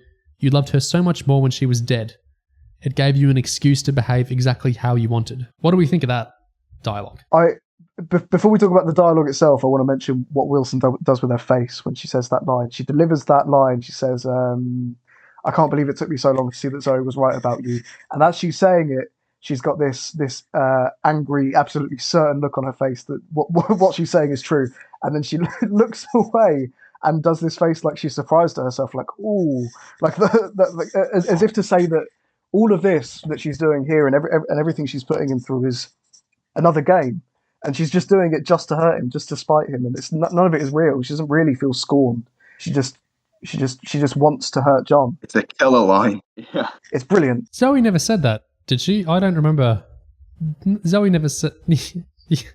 No, I think she's just doing everything that she can to dig into John's consciousness, and she's just trying to hurt him.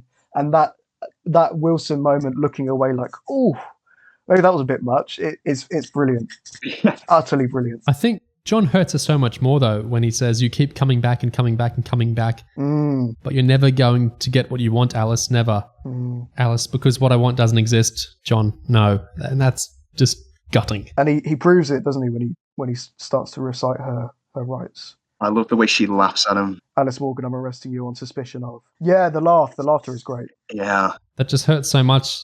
Yeah. To have an ex just shut you down, that this isn't going to happen, the relationship's done, you're never going to get it. Yeah. Yeah. It's brilliant that the reading of the rights is To me, it's that's how Alice and John break up. That's John saying that I'm leaving you, I'm done with you. So it's not really so much an arrest as a statement of you and me we are completely over. We are now enemies. You've killed someone I like, and that is not a safe place to stand. She says he doesn't even understand love. The thing is, John, you don't understand love. You can mimic it, you can recognize it in others, but you can never understand it. Before she goes to shoot him, they both see each other as, I guess, psychopaths in a way. Well, he said that to her in episode 1 as well, didn't he? Yeah. Mm-hmm. Yep. Great little callback. So she was just going to straightforwardly shoot him. Like, she was very sad about it. But he one-upped her with his wiles. Is that the progression of things there? Before they do that, John says, "Is this love?" And she, very certain of herself, says yes. Oh, yeah. What do you make of that? Well, it's hurting her to kill him. But she believes that what she's doing is a product of her love. Is love. A display of love. Love is like a sin. Yeah, true. But she's killing him because because it hurts her. She's spurned. Like, if she didn't care, she would have just run away. I think it's all... I just needed us to be really close. Good night, John. I think it's all to Alice a matter of principle. I know for certain from the fact that she cried before she walked into Mark's house and everything. I know that she is hurt, but I think by this point, after killing Catherine, and by the time that they're in this scaffolding building, she's toying with him. She's playing with him. She's. I think all she's doing is showing him that she has the upper hand, and hurts him for the sake of hurting him, because she knows that she can and she believes he deserves it. And I'm not really convinced. I mean, maybe I'm wrong. I'm not really convinced that she was ever going to kill him. What do you think was going to happen when she had the gun to him? I don't know. I don't buy that. I don't buy from the way that Wilson plays that scene. I don't buy that she's invested enough in her anger towards him, in the feeling of betrayal to kill him. I think she just wants to hurt him. I think she just wants to say things that hurt him. I thought this was her way of ending it, like the same way that he's clearly over it. This was her tearfully.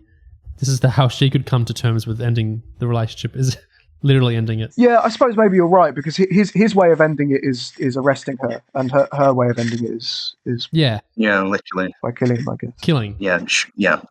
Do we have anything else to say on their ending there? Because I want to talk about Halliday's ending in a second, but do we have any other thoughts on how Luther and Alice ended? I mean, the Madsen parallel it's very kind of pat circularity in a way, that the show Series 5 ends returning to the industrial verticality that Series 1 began in.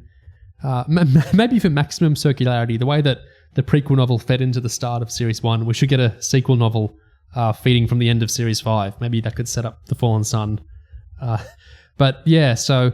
Did you want to talk about John's arrest, or did you want to come back to that after Catherine? We'll talk about that in a sec. But just so we mirror, like, Series 1 is evoked. Ian Reed and Rose Teller are mentioned in Series 5 as well. And then we get the industrial area. Alice falls down. Well, Luther tries to pull her back up, but she stabs him. She falls. She thuds. I don't think many... Well, obviously it's ambiguous whether she died, because Madsen didn't die, and that's what that whole sequence is evoking. But I didn't even know... When I first watched it, I didn't even know how to feel about it, just because it was very big, those last 10 minutes, and the Series 1 circularity was so large that it was a very overpowering experience. I don't like ambiguity in this show, because I'm kind of sick of it with the is Alice dead or alive stuff, but it's a big statement to do all that circularity with Series 1. It does feel like the ending of something, whether it's Phase 1 of Luther, or Luther as a show, or Alice as a character. It does feel like you're circling around to something isn't something you do in the middle. It's something you do at the end of something. Yeah. I remember arguing in 2018 for a very long time that this should be the absolute end of the show. I will be upset if anything. I think I said this to you before, Neo. I think I said this before the film was announced, that I would be upset if there was any announcements of any further John Luther stuff. I'm not now, because I've mulled over it, and I can see ways that I'd be happy for the series to progress. Although I'm not convinced necessarily that they will be done. But yeah, at the time I wanted this to be it. I wanted the show to end here. It's a nice gentle note with Shank as well that he's delicate. He puts the coat over his wrists so he's not publicly handcuffed as he's been arrested. Shank has kind of caught him with everything. Yeah, and it's also a defrocking, isn't it? It's also a removal of the a removal of John's what makes John Luther is the coat. He cries out in pain and everything. So he removes the coat. Yeah, I think it works as an ending, this idea of Luther going to prison, but it works as a status quo shift for the film to pick up on, that Luther is in prison. Where do we go from here? That's the phase 2 entry, I guess. Yeah, it's a strong ending the way Series 4 wasn't. Yeah, I guess so. Yeah, most definitely. Yeah, I didn't think by this. I remember coming into it in 2018 thinking that I just don't think Cross has any more good Luther left in him. And here we have season 5, and it's wonderful. Start to finish, it's brilliant. There is an alternate reading I want to propose to you guys. It's not mine, but it's an alternate reading I've read of the ending of Series 5. I don't know if you guys have heard this or considered this yourselves, but it's the idea that Alice was trying to save Luther or get Luther off charges and whatnot. So it's evidences things like when she has that great conversation with Mark, where Mark offers to help her, and he's like psychologically saying, you're not a psychopath, you need to stop and calm down. Can I help you? When they're having that kind of brief heart-to-heart. Ruth Wilson does look empathetic or like self-considering in that sequence. And then Alice steals the bearded assassin guy. Also, his introduction, Tyler, was that the introduction you thought you hadn't seen before or something? The assassin's in bed with another man and he gets the call from George Cornelius. I was convinced. I remember speaking to you about this on my first rewatch of this. I don't know, I guess about 6 months ago. Throughout that entire episode, I was going, but where's that scene? Where's that scene where he gets out of bed with a man? I distinctly remember that happening. And I guess, I don't know, on reflection, I must have just not been paying attention. I must have missed it, 'cause it is only about a 5-second scene. But I was convinced for a moment today that on rewatch that it was cut out of the iPlayer version and put back in. But no, I must have just missed it. It must have been just an innocent thing. Cross is very non-fussy with sexuality stuff outside of Luther and Alice. Sometimes it's like Emma being in a relationship with a woman.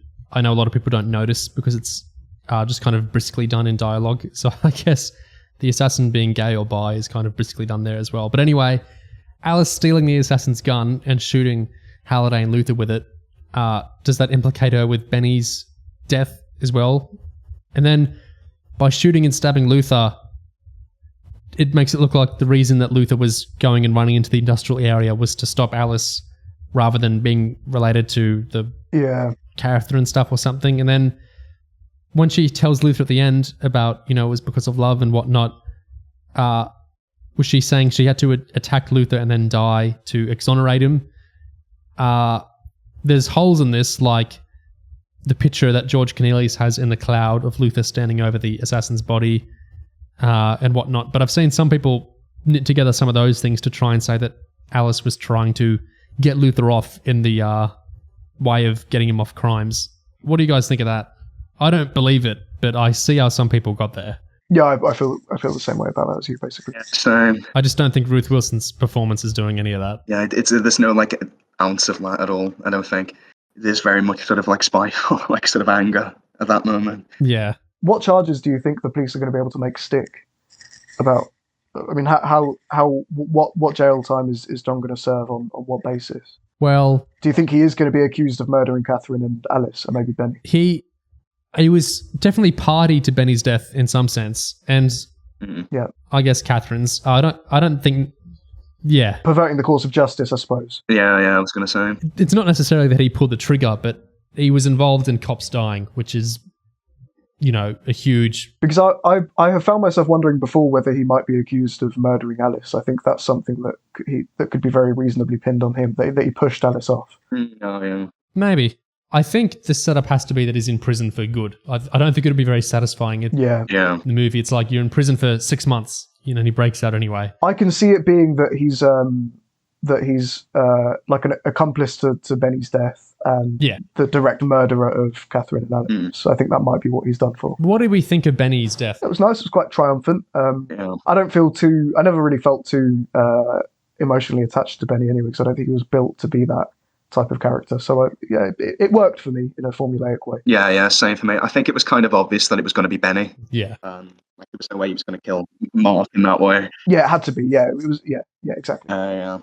But yeah, it worked for me too. You can't kill McGann. Yeah, of course. No. Yeah, I would have been. I would have been a lot more emotional had it been Mark. And I don't think there's anything that stops it from having been Mark.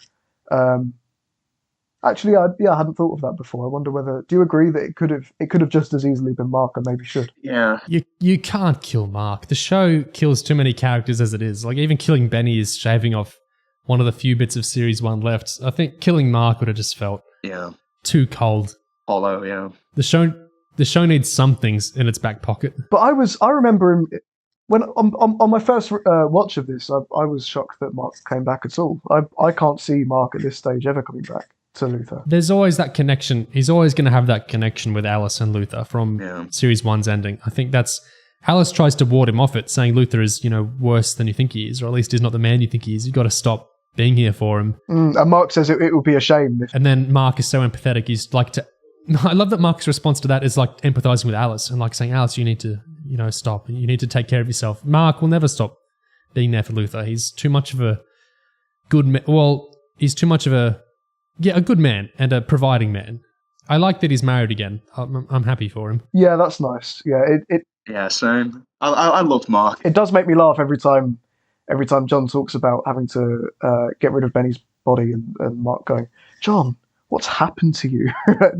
I do. It does kind of. There is like a hint of irony to it. Yeah, Luther has gotten colder since. When did this start? This definitely has happened over the show. This was, I think, the influence of living with Alice, running away with Alice the first time between seasons 3 and 4. Yeah, and Ripley dying as well. I think like Zoe dying, Ripley dying, Benny dying. All these connections keep getting shaved off him. Yeah, I think John's callousness started to happen in season 4, and that's the point from which I start to think that this character is he's not a good man anymore. He's stiffened over time, and I like that bringing back McGann lets us kind of point that out in an obvious way where he's freaked out, like, why you wouldn't have acted like this back in series 1 or 2.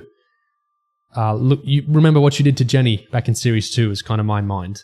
Cole, he's hardened here, which is sad.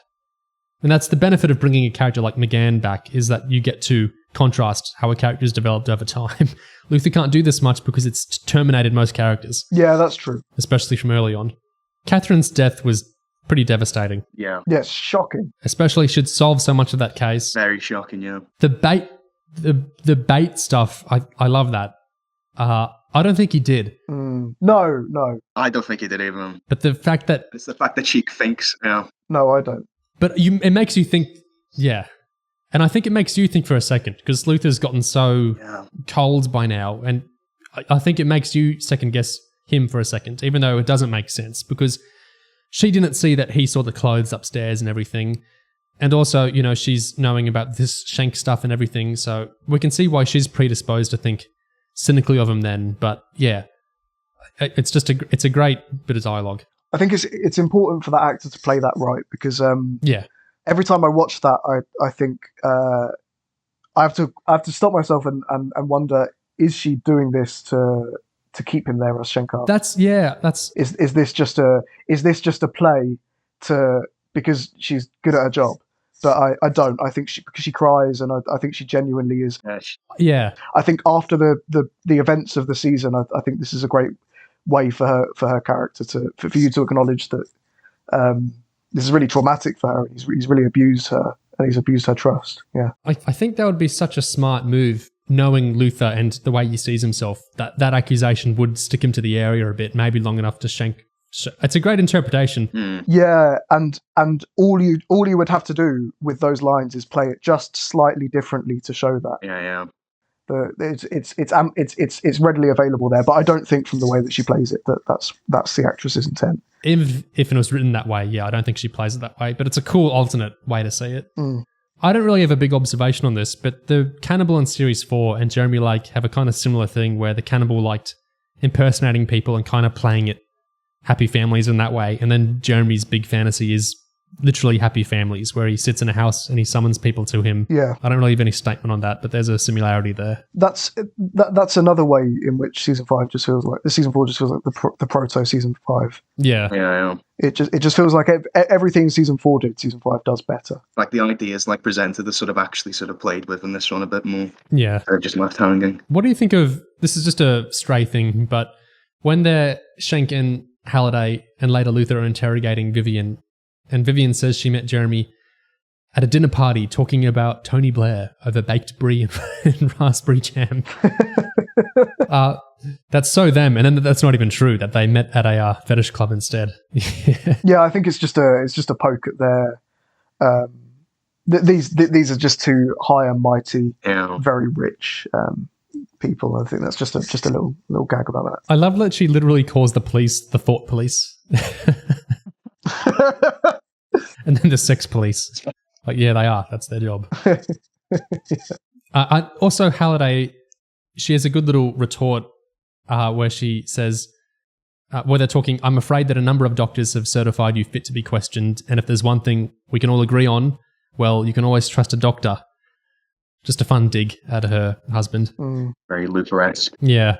I wonder, I don't think, my impression is there'll be no more TV series of Luther, because that's kind of how, I mean, they've said it before. They said that after series 3, didn't they? But yeah, that's what they're gunning for, isn't it? Yeah. They've said it a lot now, and I know Idris has said that it's like a graduation now, like they're moving on to the movie. Yeah. Like it's a new stage. Maybe Alice can live on in TV, but I think Luther himself, Idris will only want him in films now. But a loose thread is kind of that photo of Luther standing over the assassin's body that Cornelius has in the cloud. I don't think it's interesting enough to be true to merit following up on, but it's there.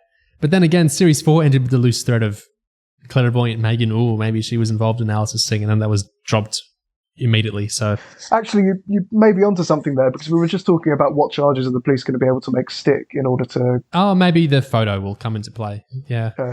In order for John to serve jail time, and Cornelius was arrested, so it's entirely possible that he's there you go, thrown John under the bus during his that could be how that works. Yeah, there's an interesting characterization thing with Cornelius and Luther, where Luther gives him the gun. He says, all this eye for an eye bullshit, it's just a game, isn't it, George? You don't want this. You don't want any of it.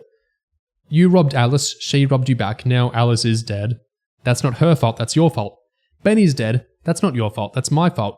I couldn't shoot you in the head because I made a mistake. If you can shoot me, then go ahead and do it, but it doesn't change anything, does it, George? That's interesting. So he actually literally gives George the gun to shoot Luther with if he cares to do the eye for an eye routine. Doesn't happen. Yeah, and it's an appeal to his moral conscience, and it works because, as you said before, Cornelius gets enough time for you to build an understanding of who he is as a character and what makes him tick and how he works. So I do buy that Cornelius has enough of a moral conscience to decide that enough is enough there. He has those sit downs with Schenk, and they're like, well, back in the good old Penguin-y days, Schenk used to be a violent cop. Maybe he was a bit like Luther in his time, and men used to be men and all that stuff. So there's a weird kind of invocation going on with Cornelius, I guess, of the maybe not the good old days, but the old days where honor among thieves. Yeah, things were a bit different. Yeah. It's not the most interesting thing in the world, but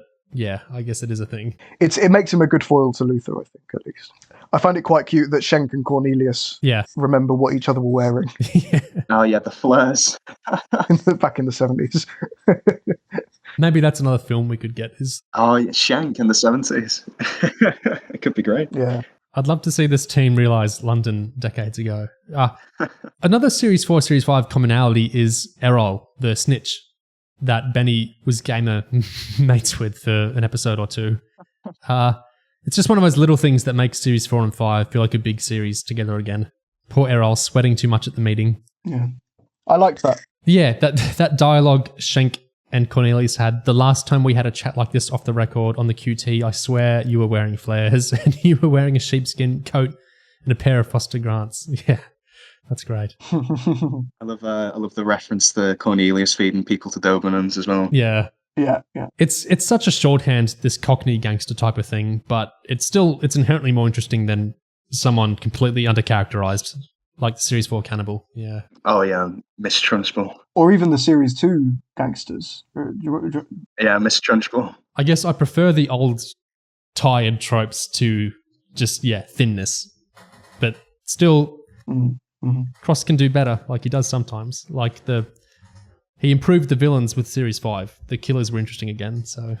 Okay, I've got a few other little Neil Cross quotes, but I've basically said everything else I have to say. Do you guys have any other Series 5 thoughts? Yeah, me too. Did you notice the Pacific Rim poster in the background on the bus? I wonder what the implications Yes. Oh, yeah. for the Lutherverse are there. We're going to get Luther's twin is Idris Elba, similar to the RPG twins.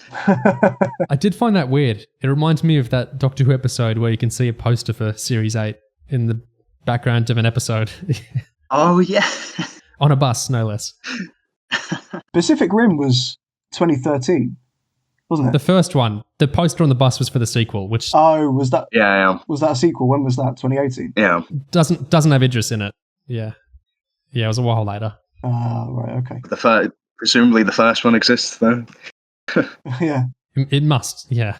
Some just Neil Cross quotes from Series 4 and Series 5 times I wanted to bring up.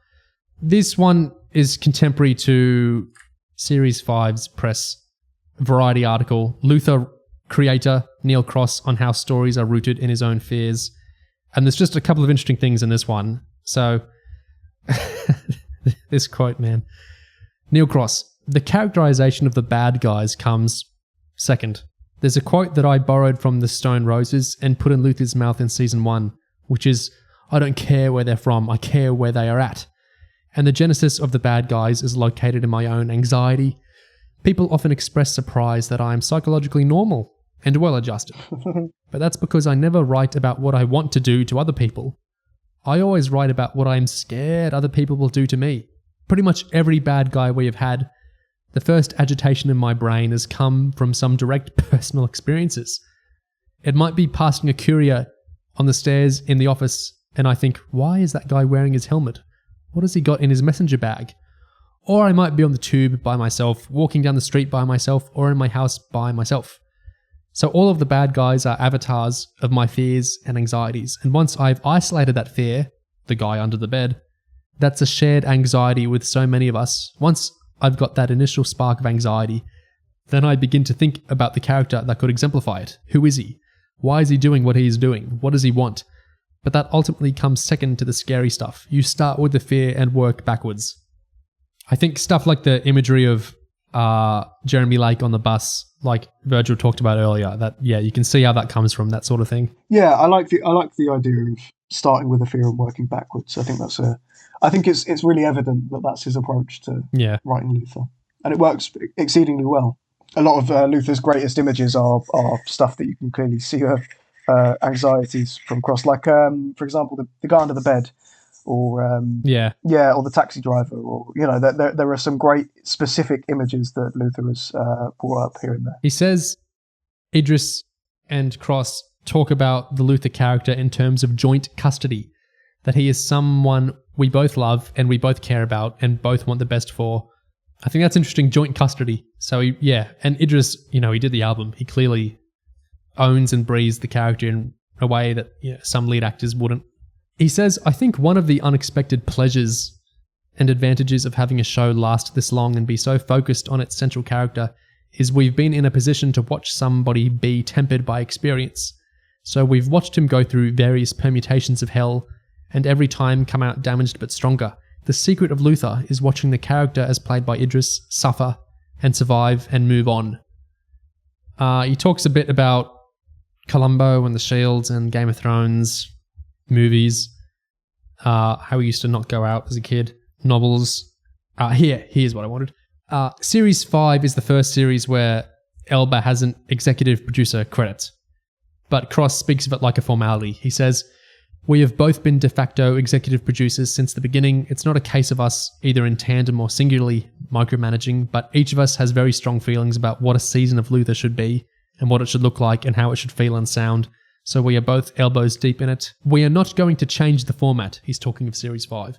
Luther is always going to be Luther, but the intent of the show and the thing that we take most joy in and the thing we plan to the minutest detail and overthink is how always to surprise the audience, to scare and surprise them while remaining entirely true to the show. I know this was mostly in an interview about his show Hard Sun, which only ran one series, didn't go quite how he planned. But in that, he said an interesting thing. He said, "I've got nothing to say with a capital S about any important subject, no message to convey. I'm a vehicle of no important truth. I just like telling stories which frighten and excite people. I use violence just to thrill, frighten, excite, not to upset people." His approach in so many ways reminds me of Stephen Moffat. I'm so surprised that they haven't worked together so as closely as I feel that they could. They have a very similar approach to storytelling, a similar approach to characters, a similar approach to gender. I think that they both have a lot of very similar ideas to I think the two of them could work together quite well in the way that Gatiss and Moffat do, for example. I just think that at the moment, and obviously at this moment we're talking before the movie has been released, Luther is in the best place it can be in terms of its plot, in terms of its content. Where John Luther is and where Alice is and where we've left everything is the best place that it can possibly be. And I have a small concern that the only place to go from here is down. But we'll see within the next month. Yeah. Are you both excited by the status quo of Luther being imprisoned now? Do you think that's a good launching off point for phase 2?